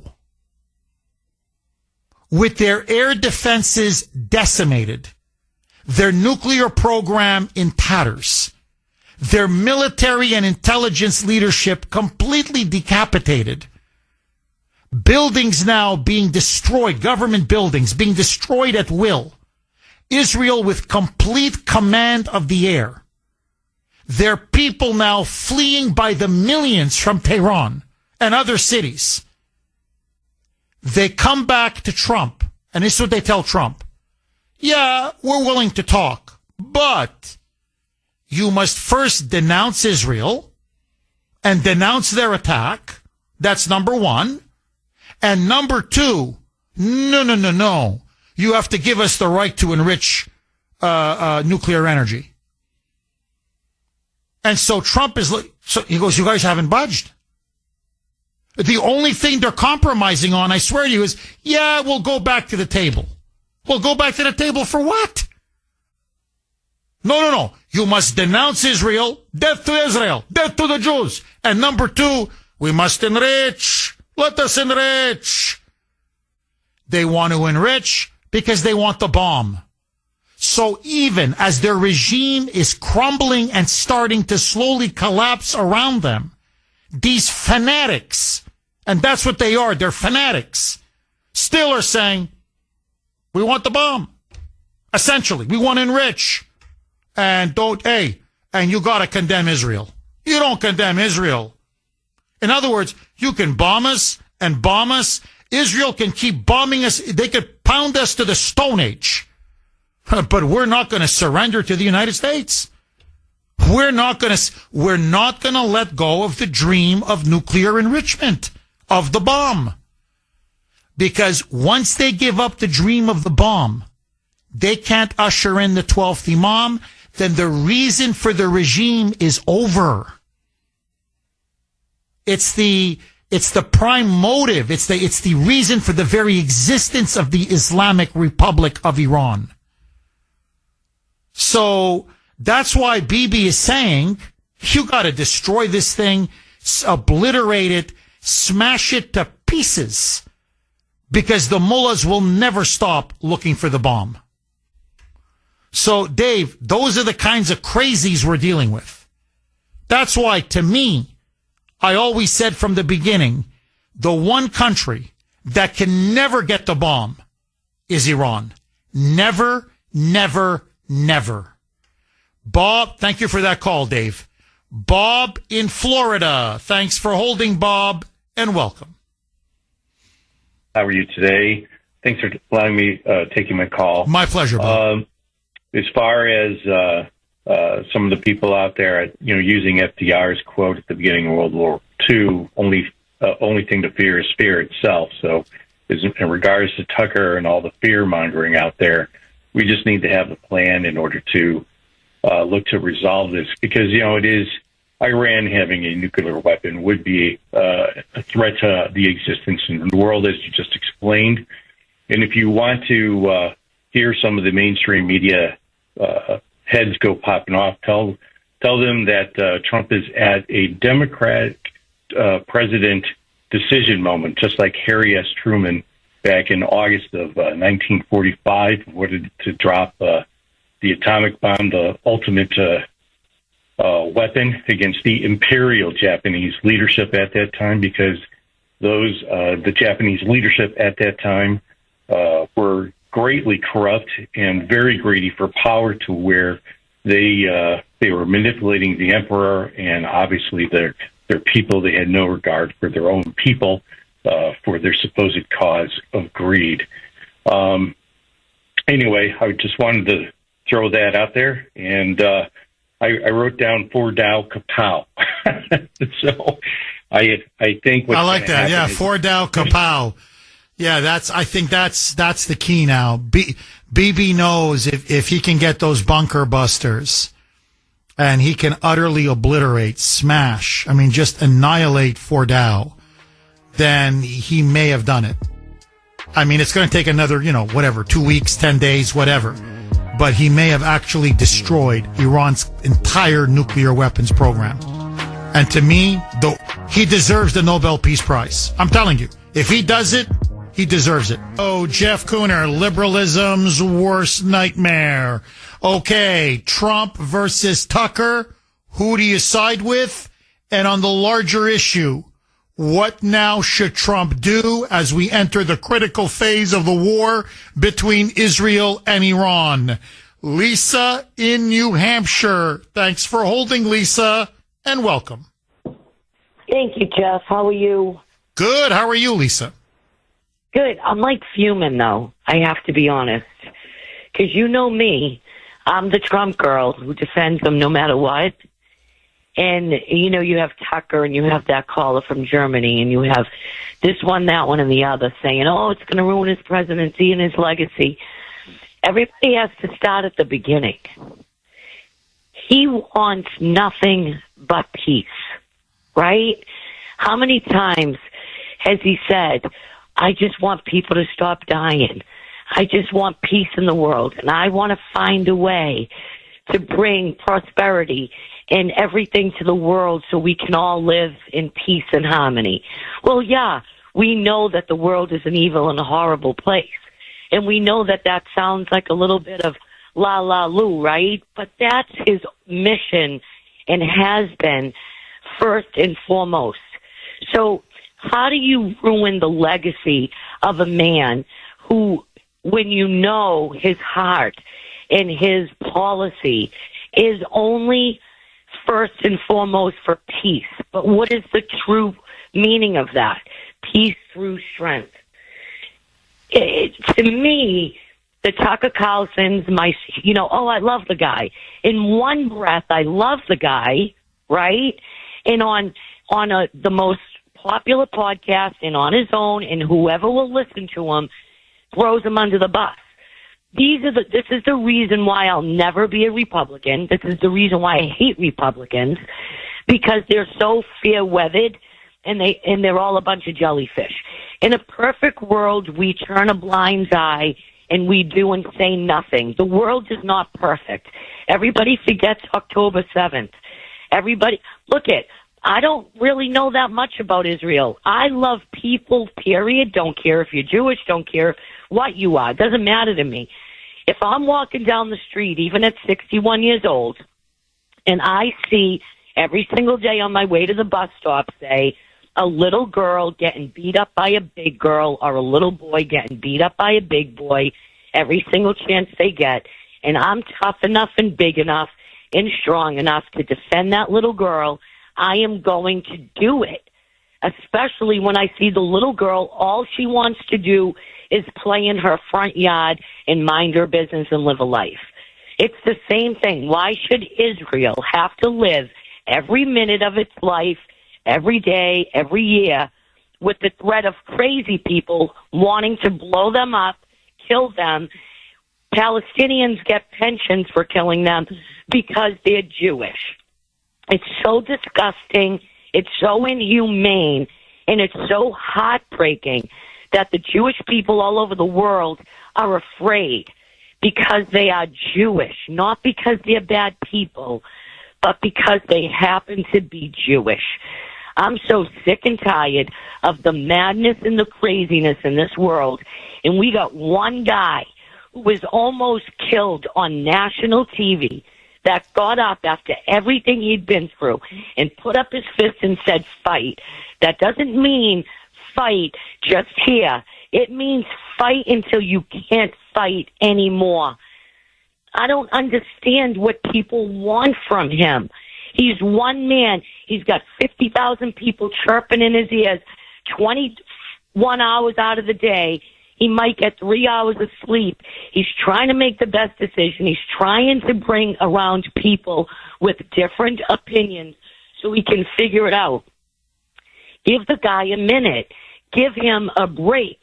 You know where his heart is. Now he's got to do what he thinks he's got to do. Right? Is it me, or am I just a mental case? No, Lisa, and look, I do feel very sorry for Trump. Because, look, there's no question. He gave the mullahs a great offer. I mean, that's why he's shocked. He's stunned. He's telling you, he goes, look, I'm telling you that Bibi is not going to allow you guys to get the bomb. I don't know how many ways I can tell you this. You're not getting that bomb. You may want to get it. You may long for it. You may desire it. You may lust for it, but you're not going to get the bomb. Now, I can put a deal on the table that will end the sanctions and allow your country to truly prosper, trade with the entire world. If you want civilian nuclear energy, Trump has said, fine, I don't care. Build all the nuclear reactors you want. But you don't have the ability, and you will never have the ability to enrich uranium to the point that you can get a bomb. That is off the table, period. And he told them repeatedly, look, Hezbollah smashed. Hamas smashed. The Houthis have been smashed. Syria, Bashar Assad fell. He was overthrown. All of your allies and proxies are either gone or they're basically now been weakened and marginalized. Like, you're going to face Israel now alone, and the Israelis are going to wipe you guys out. Like, do you understand? He even said it now. He said it again. Was it yesterday? He goes, make a deal. Even now. I'm giving you the final exit ramp. Make a deal. As he said, before there's nothing left. Do you understand? Before your whole regime comes crashing down. Make a deal now. I don't want to see any more death. I don't want to see any more bloodshed. And no, the mullahs basically spit in his face. So again, my position on Iran is the same position I have on Hamas. They are to blame. And if they would just desire peace, there would be peace. But they don't want peace. So you're going to get war. And the Israelis are doing to Iran, what they've done to Hamas and to Hezbollah and to the Houthis. They are degrading them. They are destroying them. I mean, they are bombing them to kingdom come. Now, notice the difference. Israel is not targeting civilians. Iran is only targeting civilians. RKO, Jeff Kuhner, Boston's bulldozer, cleaning up the liberal bull. 617-266-6868 is the number. So, look, let me just, for me anyway, here's the exclamation point on the whole Tucker versus Trump debate. Trump is not a warmonger. You can say many things about him, but the one thing he's not is a warmonger. And so, is he trying to bring peace between Russia and Ukraine? Of course. The guy's breaking his back. Is he trying to help rebuild Gaza? Of course. Is he trying to wind down that war between Israel and the Palestinians? Of course. Did he not just go 60 freaking days with, 6 rounds of talks with the mullahs, the ayatollahs, the Iranians? And how many times did he say, make a deal, you're going to regret it, make a deal, make a deal. I don't want this to go to war, make a deal. So I think for Tucker, to be frank, to accuse Trump now of betraying MAGA and betraying America first and betraying his voters and betraying his base, I think is a cheap shot. Honestly, I think it's a dirty, cheap shot. And I think it's unfair. I think it's grossly unfair. And now look, if Trump sent in boots on the ground, if Trump ordered U.S. airstrikes, if Trump got us involved, say, in another, Iraq or Afghanistan, or where we go into Iran to change the regime, that's a different story. Then I think, Tucker could legitimately say, hey, whoa, you said no endless wars. This is going to be a major war with a major occupation. So then I would say, well, now Tucker's got a point. But to stand by and say you support Israel when everybody knows that the Ayatollahs now are in they're in a sprint to the bomb, as they say. They're about 3 months away. And look, and we don't have to even guess. The International Atomic Energy Agency, that's the UN watchdog, they sent in their inspectors. They came out with a report last week. This was their conclusion. For 20 years, they said Iran has been deliberately being deceitful, that they have been deliberately hiding their enrichment program from inspectors over and over and over again that they clearly are engaged in quote-unquote illicit nuclear activities and that Iran is in violation of the Nuclear Non-Proliferation Treaty. In other words, they say they don't want the bomb, but in secret, they're going for the bomb. Now, that's the IAEA. That's the UN's own watchdog. Those are the inspectors that they sent, that Iran agreed, saying, yeah, come on in. And they're saying, no, they're lying to us at every turn. So it's obvious, this is not for civilian peaceful use. So Bibi had to make a decision. His decision is, it's now or never. They shared the intelligence with Trump. Trump looked at the intelligence and said to Bibi, go. I can't stand in your way. You have the green light. So, I'm sorry, but what is Trump supposed to say? No, we're going to live with the nuclear bomb? We're going to live with a nuclear-armed Iran? I mean, it's suicide. It's not just suicide for Israel. It's suicide for the Middle East. It's suicide for the world. Agree, disagree, 617-266-6868. Ed in Maryland. Thanks for holding, Ed, and welcome. Good morning, Jeff. Hi, Ed. So I've had a good bit of time to think about what I was going to say. I find a lot of this to be a very dangerous threading of the needle. There's so many fronts to this. Tucker has been consistent. I've listened to him very closely. I listen to him quite a bit. And I don't know. I'm totally okay with another sovereign country doing what they need to do for their country, but I just don't know to what degree are we is the United States in this already that we don't know about, and have we forgotten how this movie ends? Because we don't have a great record for regime change. And I would like everybody to go back and watch the congressional hearings with Netanyahu, talking us into going to Iraq. I mean, that turned out really awesome, didn't it?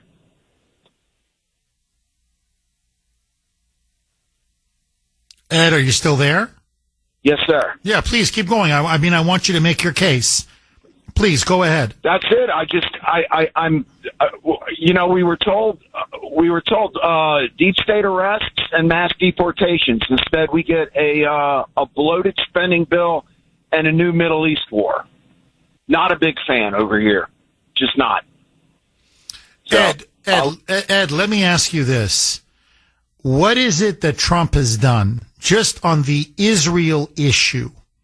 Okay, let's leave, because I know there's other issues we can talk about, the budget and the reconciliation bill and other things. But just on the Israel issue, where you say, I'm not happy with Trump, Trump is wrong, Tucker is right. What in particular has angered you about Trump and the way he's handled this whole thing? That I'm angry. What I'm saying is that I have a deep feeling of dread, and I'm not a big feelings guy either. But I'm just very I'm cautiously optimistic on how this is going to turn out. I don't know. I don't have any more answers than anybody else. In other words, I think your fear is, and I don't want to put words in your mouth, that basically we're going to get sucked or dragged into another war in the Middle East, correct?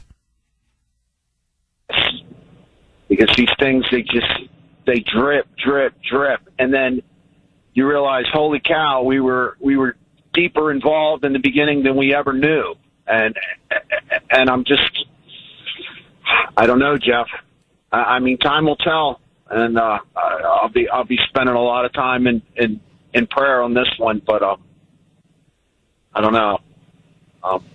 Well, Ed, look, according to, I'm just going by what Netanyahu and the Israeli military is saying, they're giving this about another week to 10 days. And look, like their military is not infinite. I mean, yes, they have an impressive military. They spend a lot. We give them a lot of assistance as well. We also sell them a lot of weapons. But, they don't have an unlimited amount of missiles and bombs and warplanes. And so, they can only do so much. After a while, you can't just keep blowing up the same nuclear facility over and over and over again. So this thing is going to come to an end probably in a week or 10 days. And we'll know, was it a success or not? I think the danger, Ed, and you may disagree with me, is that Israel says, okay, it's done. We've done everything we possibly could. And still, they haven't obliterated or gotten rid of the entire program. That the nuclear program somehow remains part of it intact. And then the mullahs are going to say, well, hey, we just got bombed. We need to get a bomb now, a nuclear bomb, and strike back at Israel. That's my fear. So if Israel does this, it's got to finish it, complete it 100%. 50 on the great WRKO. Jeff Kuhner, Boston's Bulldozer. 617-266-6868 is the number.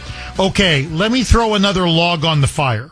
And it's a very important log. And it goes to the heart of the clash between Tucker, Candace Owens, many people in Tucker's camp, and President Trump. In other words, this schism now that has erupted over the Trump supporting Israel and its attack on Iran. And that is the testimony of Director of National Intelligence, Tulsi Gabbard.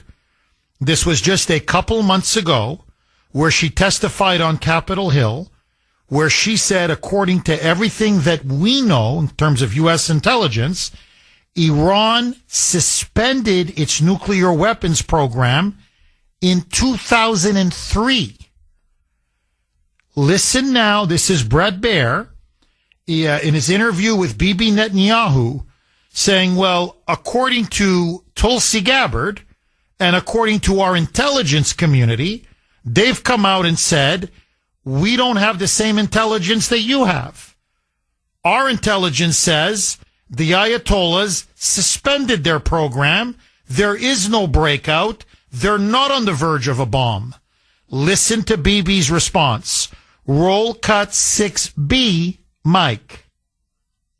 Tulsi Gabbard testified on Capitol Hill, saying that everything had been suspended since 2003 and had not restarted, that the nuclear program had not been restarted by the Iranians. So did something change from end of March until this week? Was the U.S. intel wrong? The intel we got and we shared with the United States was absolutely clear. Was absolutely clear that they were working in a secret plan to weaponize the uranium. They were marching very quickly. They would achieve a test device and possibly an initial device within months and certainly less than a year. That was the intel we shared with the United States. I think we have excellent intel in Iran. I think we've proven that. And that is something that we couldn't possibly accept. So, and then, remember I talked about the Israeli mindset, about never again in the wake of the Holocaust. Listen now to Netanyahu saying, look, I'm speaking now as an Israeli and on behalf of the Israeli people. We will not allow Iran to conduct a second Holocaust on the Jewish people. Roll cut 6C, a mic. Whether it would be 6 months or 12 months or 13 months is immaterial. Once they go that route, it's too late. Mm-hmm. And we will not have a second Holocaust, a nuclear Holocaust. We already had one in the previous century. The Jewish state is not going to have the Holocaust meted on the Jewish people. It's not going to happen. Never again is now, and we have to act now. So, in other words, and again, they've said this repeatedly, even if you nuke us, we'll nuke you, and, I mean, we may go down, but we're taking you with us. So, this is their mindset. Now, I want to play, just very quickly, one more cut. This is Tulsi Gabbard, again, Director of National Intelligence. She testified March 2025. So just a couple months ago. And she said that the entire intelligence community of the United States was unanimous.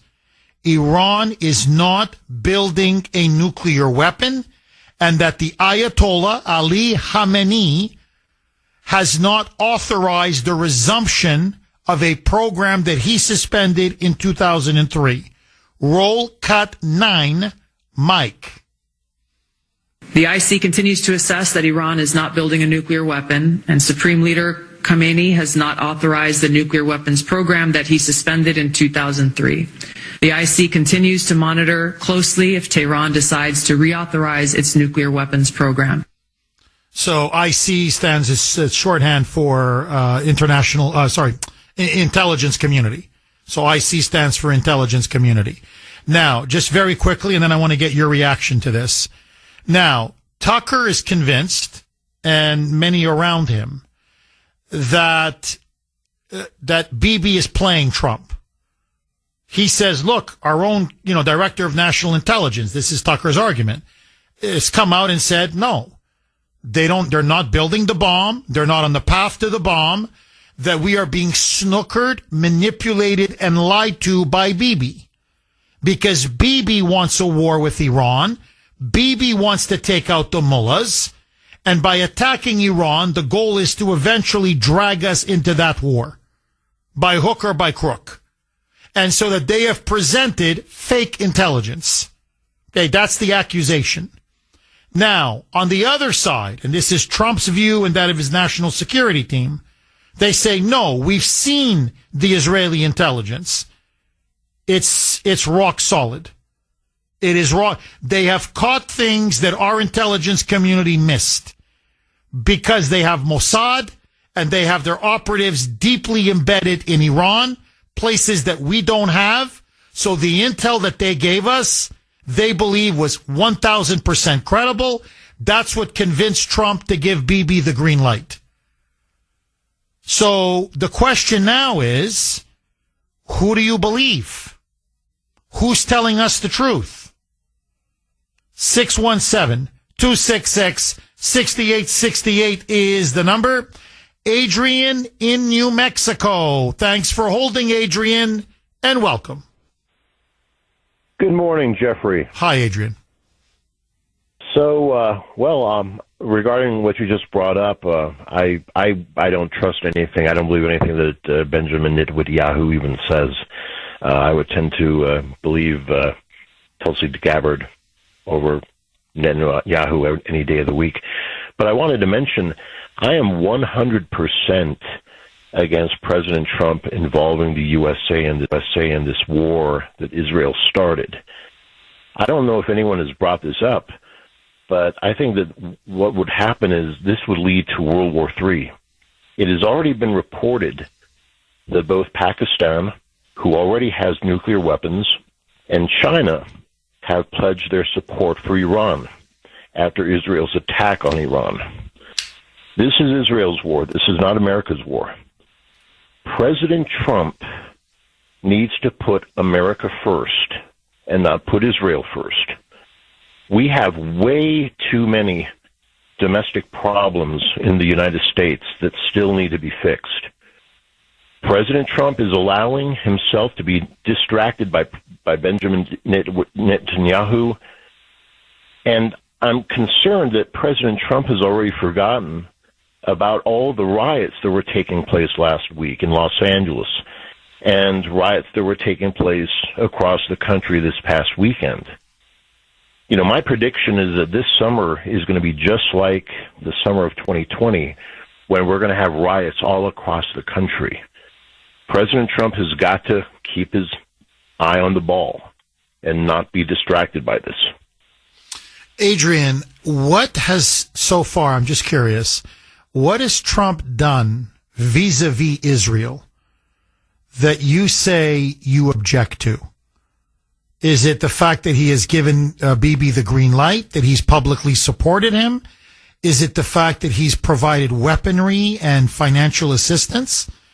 Is it the fact that he's contemplating now giving them the bunker busters that they want and they say they need to destroy Fordow, that big nuclear enrichment site underneath, what is it, half a mile of a mountain? Or, in other words, what has Trump done that you so object to and dislike? Has always, provided Israel with, lots of money and obviously a lot of military weaponry and things like that. My concern is I don't think that we need to be providing these bunker buster type of bombs. Israel has a much better, much more advanced, stockpile of weapons, of missiles and things like that than Iran has. And I think that, Israel would obviously, they have a lot of advantages over Iran. But it's like I was touching on earlier. I don't know if anyone else has brought this up on your show this morning, but my concern is truly a World War III. The American people elected President Trump to put America first, not to put Israel or other countries first.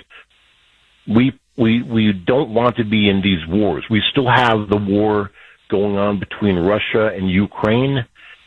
We've got the war going on in Gaza. And then we have now another war, Israel and Iran.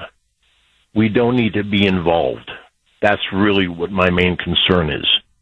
Trump needs to put the American people first, and he needs to focus on the problems in this country. Something else I'm going to bring up, and this hasn't really been talked about today, but, in the first 100 days of President Biden's administration, in the first 100 days of Biden's presidency, look at how many hundreds of people Merrick Garland arrested who were Trump supporters, and these people were put in prison for no reason, for just ridiculous charges. In many cases, they didn't even have a court date. They weren't even able to defend themselves. How many people has Attorney General Pam Bondi arrested? How many criminal Democrats? How many criminals from the deep state has she arrested and put in prison? Has she arrested and gone after Jim Comey for what he did recently? The answer is no. I don't think she's arrested anyone like that. So we have problems in this country we need to focus on first. Adrian, no, I hear you, Adrian. So I take it you side with Tucker then in this, debate between Tucker and Trump. Adrian, let me ask you, just to play devil's advocate, what do you say to Trump's argument? Yes, okay, I hear you, Adrian. You want me to put America first and not Israel or any other country first. But if Iran gets the bomb, there will be no peace. If Iran gets the bomb, as he puts it, it's going to lead to an inevitable nuclear war. You want to talk about World War III, Trump would say, then we've got a nuclear war in the heart of the Middle East, and we will have no peace. And then the United States will have to be drawn in. What do you say to that argument? Well, I don't think the United States should be drawn in alone if it comes to something like that.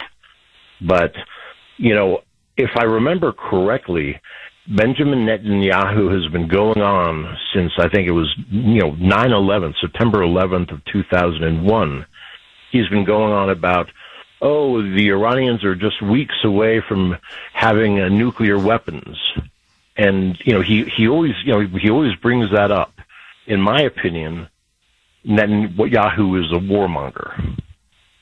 So, that's just the way I look at it. I just say President Trump just, let the Israelis continue to fire their missiles into Iran, because from what I'm understanding, they're actually having a better success rate than the Iranians are when the Iranians are sending their missiles into Israel. So in other words, Adrian, if Israel wants to fight Iran, let them. The United States should stay out completely and focus on problems at home, correct? Absolutely. Okay. I'm an American first. My concern will always be with the United States. Adrian, thank you very much for that call. I really appreciate it. So it's been a couple calls now. It's this Trump versus Tucker debate. And Kuhner country is split. the way MAGA is split. I mean, I don't know if it's the same percentage, but you can see there's a division. 617-266-6868. Tom in Plymouth. Thanks for holding, Tom, and welcome. Good morning, Jeff. Hi, Thank Tom. you for taking my call. My pleasure. Okay, just a couple of points. And from Tucker's standpoint, I always looked at him as being a very good thinker, very articulate. I enjoy listening to him. But I don't know why he picked this hill to die on. I think his argument is kind of circular in nature, right? So, number one, you don't do anything, and they get the bomb. We're in World War III and catastrophe in the Middle East, as well as potentially Europe and who knows wherever else, right? Number two, you intervene like Israel's doing right now, and we help them more from a logistical, tactical standpoint.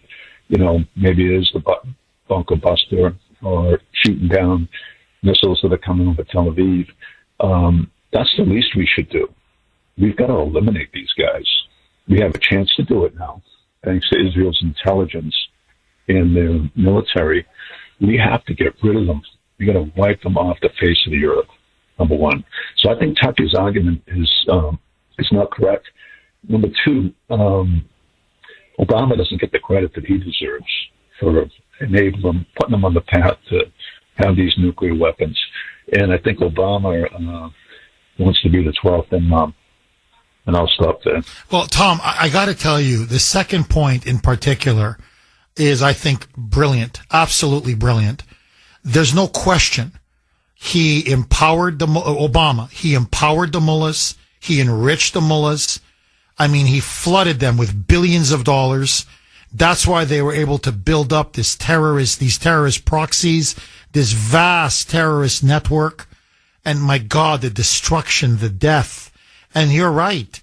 He basically helped financially underwrite the last 10 years, where they were developing all of these hidden nuclear facilities all across the country. Tom, I want to go back to your first point, because I want to be fair to Tucker. Now, you know I side with Trump, okay? I'm with Trump on this all the way. But to be fair to Tucker, this is his argument, and I want to hear what your counter argument is. His argument is, no, Tom, it's not circular. The bad guy in this is Bibi. This is what Tucker would argue. In fact, this is exactly what Tucker has argued. That it's Bibi that's fomenting war. It's Bibi that wants to take it to the Iranians. And Tucker would say, no, Iran is not going to get the bomb. And he cites Tulsi Gabbard. He says our own intelligence community, according to Tulsi Gabbard, says they don't have the bomb. They're not working on the bomb. They're far away from the bomb, that they suspended the program and it's still suspended. So what he would say to you, Tom, is, I'm not saying, oh, let Iran get the bomb and let's have World War III. What I'm saying is that Bibi Netanyahu wants a greater Israel. This is his argument. And that the way to get a greater Israel is to smash all of Israel's enemies. And he's using the threat of Iran getting the bomb as his excuse or justification to launch war after war after war, and to try to suck or drag the United States into supporting Israel and its ultimate greater Israel project. That's literally his argument. What say you, Tom? I know Bibi tends to play us somewhat. However, this is an existential threat to his country and his people. He has no choice, all right? We can't afford to assume they don't have the bomb or they decommissioned it a while back. I don't buy that for a minute. They've been on this path for a long time. And like you said earlier, they're looking, to rain fire in the Middle East and on Israel, for their crazy religious reasons, number one. So I don't buy it. I think the intelligence has to be rock solid on behalf of Mossad. And we'll find out soon. If we get into these places or we do some investigation or we bomb them to the Stone Age, we'll have plenty of evidence about what they're doing with these programs. And why do you have all these places hidden in the mountains if it's for Well, that's the key. See, Tom, I think that's the checkmate argument. I think you nailed it. Look, this would be my rebuttal if I had Tucker on. In fact, you know what? I'm going to try to get Tucker on. I mean, what the hell? I mean, he's very thoughtful. I'm sure he's willing to engage in a good debate. But this is, to me, the checkmate argument. Well, if they suspended their program, like Tulsi Gabbard says, and our so-called intelligence community, well, why are they playing these games with the IAEA? Why are they constantly being deceitful? Why are they covering things up? Why are they hiding everything in these mountains? Why is everything half a mile underneath the ground? Because if it's only for peaceful civilian use, then it's fine. Nothing's going to happen to their nuclear facilities. They're allowed to have civilian nuclear power. So IAEA would come in and say, yeah, no, it's fine. It's all kosher. It's all above board. It's like the nuclear plants we have here or in France or, they have them all over the world. No, it's for peaceful civilian use. The reason why they keep hiding, shifting, moving, lying, as the IAEA says, is because, I'm quoting their report, they're engaged in a, quote, illicit nuclear program. So, of course, they're trying to push forward towards getting the bomb. And look at the financial price they've paid. Right? Just think about it. You're their leaders, and you're like, well, no, we don't want the bomb. And we're going to be taking on all of these sanctions? No, man. Open up the facilities.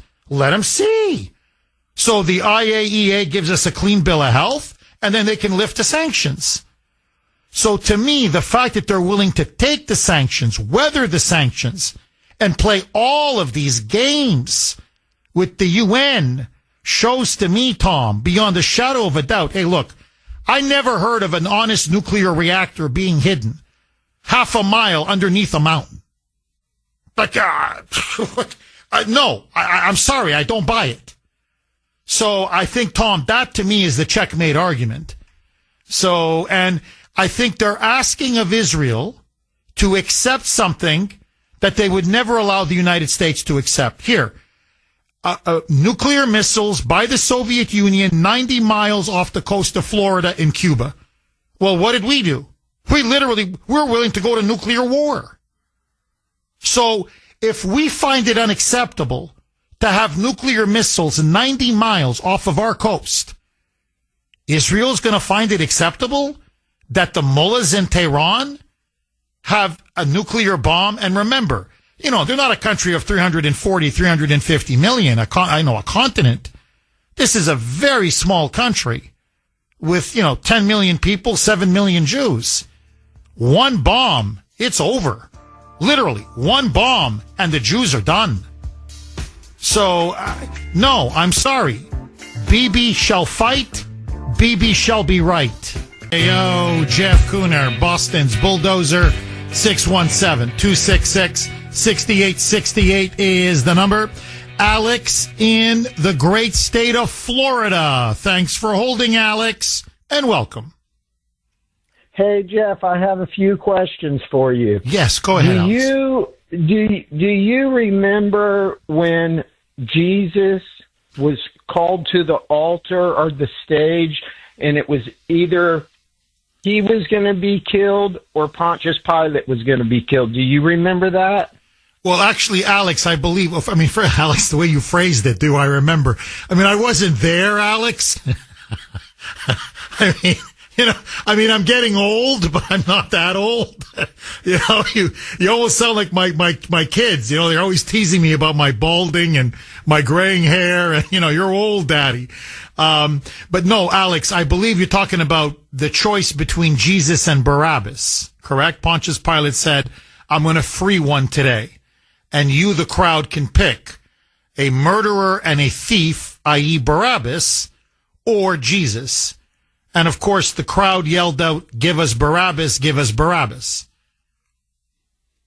It's the first one. Then the second one is, do you remember the CIA got up on, I think it was in front of the Senate, where they had the CIA director had a tube of yellow cake uranium. And he said, we have proof that was made in Iraq. And they even showed us pictures of hand-drawn missile launchers. Yes. They weren't even actual pictures. Yes. I remember that, Alex. That was CIA Director George Tenet, under Bush. And you had Colin Powell, who went to the UN, and you're right. They drew all kinds of pictures and diagrams, and here's where they're hiding their nuclear weapons, and their WMD is here, and their WMD is there. And it all turned out to be a pack of lies, Alex. Israel, during the Six-Day War, claimed that Egypt attacked the USS Liberty. And there were sailors as recent as 10 years ago or 15 years ago proved that it was Israel that attacked the USS Liberty, trying to draw us into the war. These are facts. Do you remember the little girl in California that got on the stage and was crying that they're taking babies off the incubators in Kuwait, and they're taking the incubators back to Iraq, to the hospitals there, and she was crying? It's a fact. She never left the state of California. Yeah, you're talking now about, that was the 1991 Gulf War. And they were claiming that Iraqi forces, once they invaded Kuwait, were going into these Kuwaiti hospitals and taking babies out of incubators. And that turned out to be a lie. You're right, Alex. Alex, I'm just curious, though, your first point about Jesus and Barabbas, I don't understand. What's the point of that? Is that Israel basically killed Jesus? Oh, come on, Alex. They did. No, come on, Alex. Come on, they didn't. He was crucified by Pontius Pilate. The Romans were also involved in the crucifixion of Jesus. It wasn't just the Jews. There were many others who called for the crucifixion of Jesus. That's a blood libel on the Jewish people, Alex. I'm sorry, but that's wrong. A, it's historically inaccurate. And B, I mean, Alex, you're doing the Jewish people, it's a vicious smear against the Jewish people.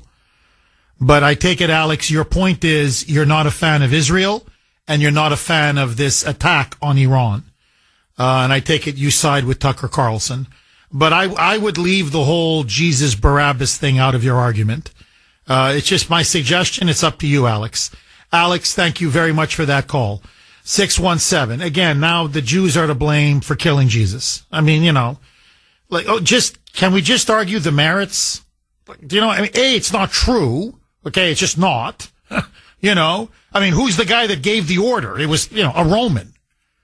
And believe me, there were a lot of Roman soldiers who were crucifying Jesus, and they loved crucifying Jesus. Just look at the Passion of the Christ. Ay, ay, ay. So, and there were many Jews who sided with Jesus. In fact, his converts were basically Jews. And Jesus himself was Jewish. But anyway, let that go. See, this is the part that it's the anti-Semitism now. That's the part that that's the part I don't like.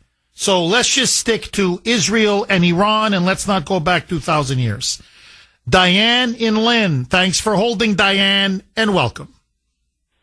Wouldn't Iran just love to think that they just gave up any desire to have people think, or leadership of our country think that they gave up the idea of having nuclear weapons? That is absurd. Of course they didn't do that, number one. Number two, Iran has nothing like the war between Russia and the Ukraine. That was none of our business. That was egged on by Biden, and it was the stupidest war, and we spent a lot of money, billions of dollars for nothing. It was just ridiculous. This is different. Iran wants to destroy Israel, of course, and of course Iran would love to destroy us too. Stopping a country like Iran from getting nuclear weapons is very important, and it's something you have to do early on, and not pretend that they turned into good guys all of a sudden. Well, Diane, I mean, look, I call him the death to America regime. What do the Iranian leadership, the leaders, call us again and again and again? The Great Satan. Their political leadership, their intelligence leadership, their military leadership, their religious leadership, the Ayatollah, their supreme leader, all he does is call us the Great Satan. Their media, it's nonstop, the Great Satan. And of course, Israel is the little Satan. So when you have a country that literally for 45 years has been calling us the Great Satan, and then remember, they sent Hezbollah to blow up the barracks in Beirut in 1981, killing 241 of our U.S. soldiers. They took our diplomats hostage. They literally have killed and maimed hundreds, if not thousands, of American soldiers in Iraq and Afghanistan. So this is a deeply anti-American, deeply anti-Semitic regime. No way should they get the bomb. 868 is the number. Okay, a couple lines are open if you want to jump on. Let me throw another very quick log on the fire. One of the few disagreements that Trump and Israeli Prime Minister Benjamin Netanyahu have had was the decision whether to take out, essentially assassinate, Iran's supreme leader, Ali Khamenei. As you know, Israel has methodically targeted the head of their intelligence, their head of their military, their head of their Iranian Revolutionary Guard Corps, their top senior nuclear scientists. They have taken them out one by one after another. Now, Bibi was arguing to take out the supreme leader, which is literally the head of the regime. The Islamic Republic is a theocracy. It is a Shia Islamist theocracy. And so the supreme leader is not just the head of the Iranian state, the Iranian government. He's also the religious head of the Shia Muslim faith in Iran. And he's also revered by Shia Muslims outside Iran. And so Bibi's argument was, basically, you want to kill the snake? Take off the head of the snake. Who's the head of the snake? Ali Khamenei, the supreme leader, the top Ayatollah. And his argument is, you take out Ali Khamenei, essentially he believes the regime may collapse. They will become completely leaderless, decapitated, demoralized, and you may actually see defections within the regime and maybe even an end to to this Islamic theocracy. Trump basically vetoed him. He overruled Bibi. And I'm just going by media reports now. According to what media reports say, Trump told Bibi no. And his reasons were twofold. He said, number one, if you assassinate or take out Ali Khamenei, number one, it's a crime. To assassinate the head of the foreign leader of a state, the leader of a foreign country, is an international war crime. It's illegal. So he said, number one, there'd be tremendous blowback on the international front. But furthermore, as Trump said, okay, you take out Ali Khamenei, who do we negotiate with? Their military leadership has now been eradicated.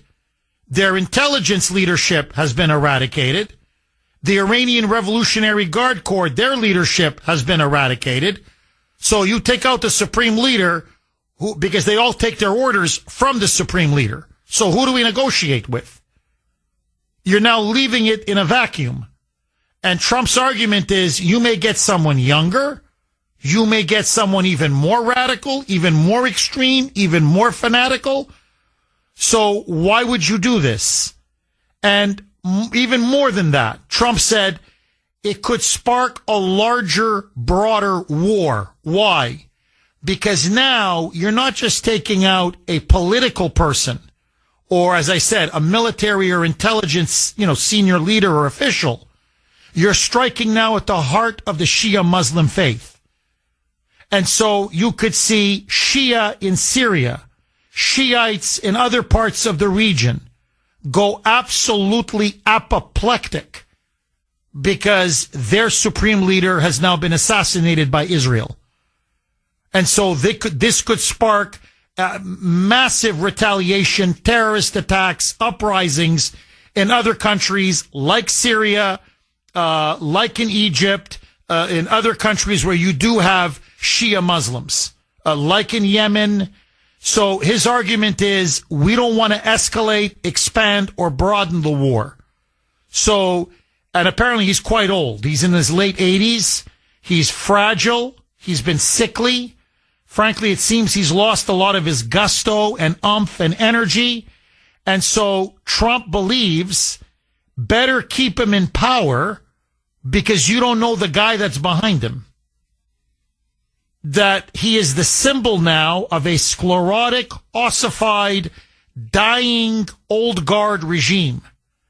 You don't want to kill him and then have him replaced with someone who's younger, much more vigorous, and maybe even and maybe, God forbid, more militant and more fanatical, if it's possible. And so Trump basically vetoed that decision, at least for now. So let me throw this log on the fire. Should Bibi take out the supreme leader? In other words, take them all out. Or was Trump right to veto and say, don't do it? Because now you're going to unleash a wave of problems. It's a snake pit. And you're going to have now more snakes coming at you and at me and at the West. CJ in Boston. Thanks for holding, CJ, and welcome. And I say take them out, Jeff. Take them out quick. You don't need military intelligence to know, only common sense when a country says, kill the Americans, kill the Jews. The Jews first, and they're coming after America. How would you respect a president, any president, who would negotiate any terms with a country who wants to destroy their country by means of a nuclear device? I would not negotiate anything. Trump is right on this. Have we forgotten? Bibi Netanyahu wasn't the first one that said, we'll never forget and never let happen again the Holocaust. How quickly Americans forget September 11th, when those Islamic terrorists took down 2 buildings and killed 3,000 Americans. And all you kept hearing and resonating throughout this country was never again, never again, never again. Now these same people that are calling you are backing down from defending their own country. They had no problem sending $200 billion that got lost to the Ukraine. And now they want to, now that the Ukraine has basically lost this war, these same Americans who have backed the Ukraine are backing down. Country. It's just amazing to me. It's amazing that people forget 1979, when for 444 days, under the cowardless leadership of Jimmy Carter, he allowed Iran to hold 66 American people for 444 days. I watched this. Most of these kids now, the only way they know what happened there, Jeff, is to pick up a history book. This needs to end now, and I think it is no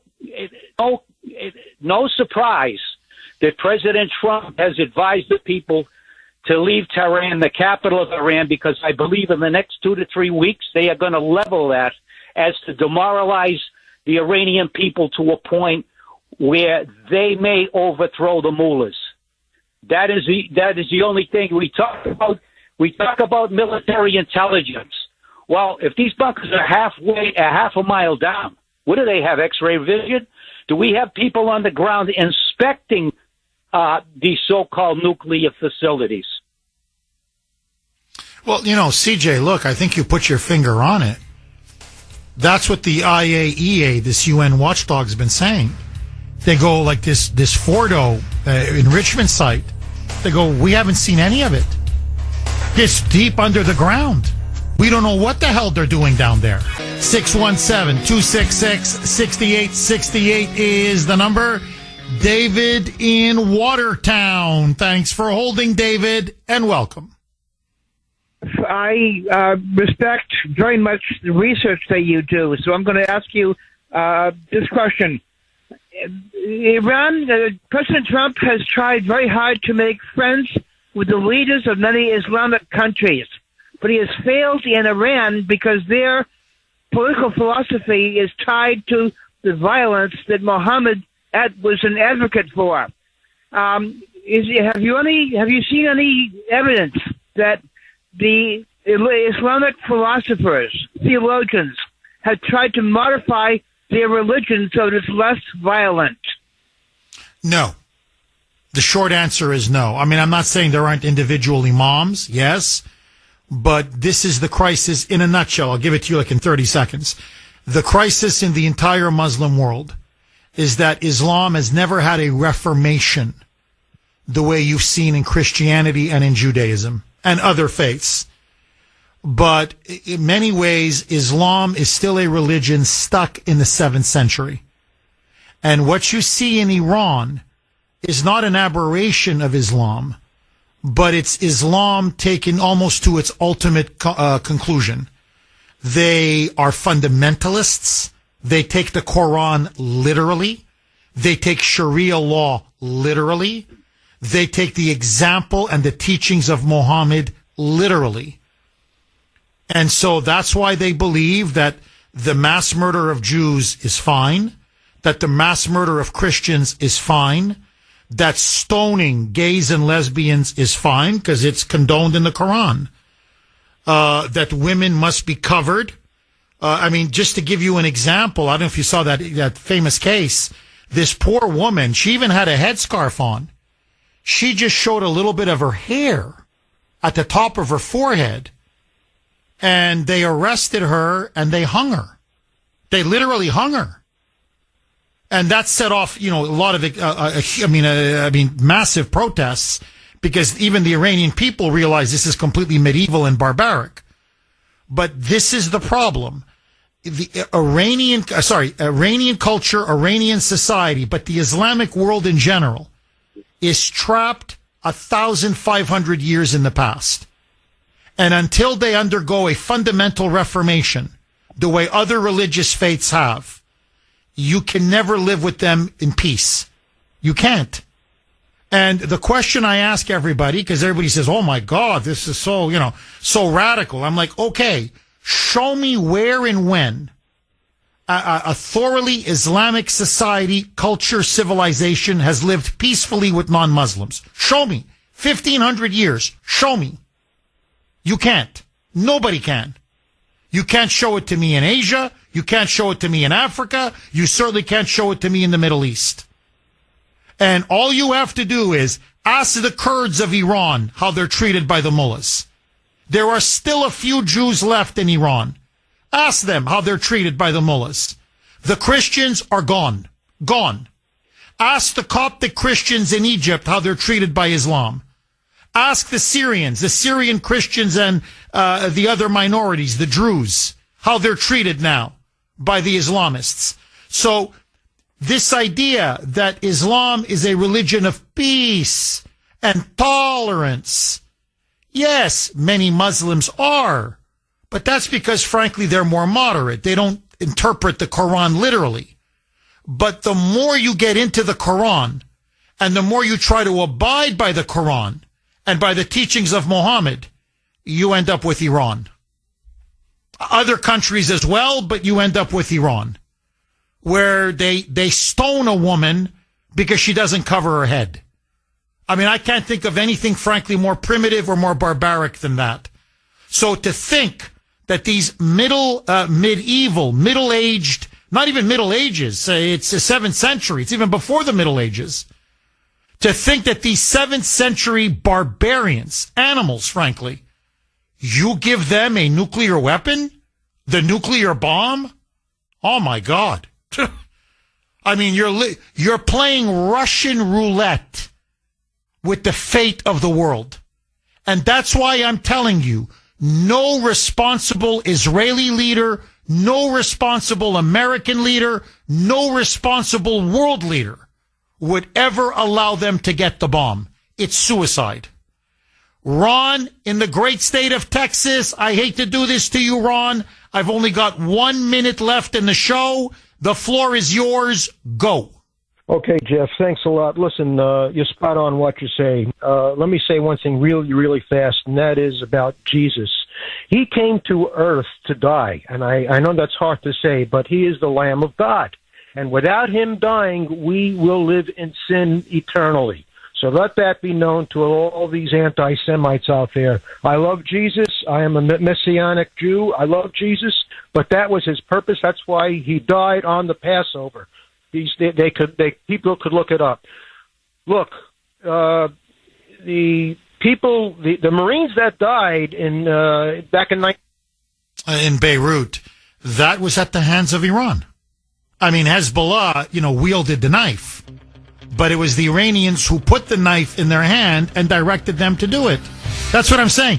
Iran has American blood on its hands going back over 40 years. Don't give them the bomb, for God's sake. And on that note, bye-bye.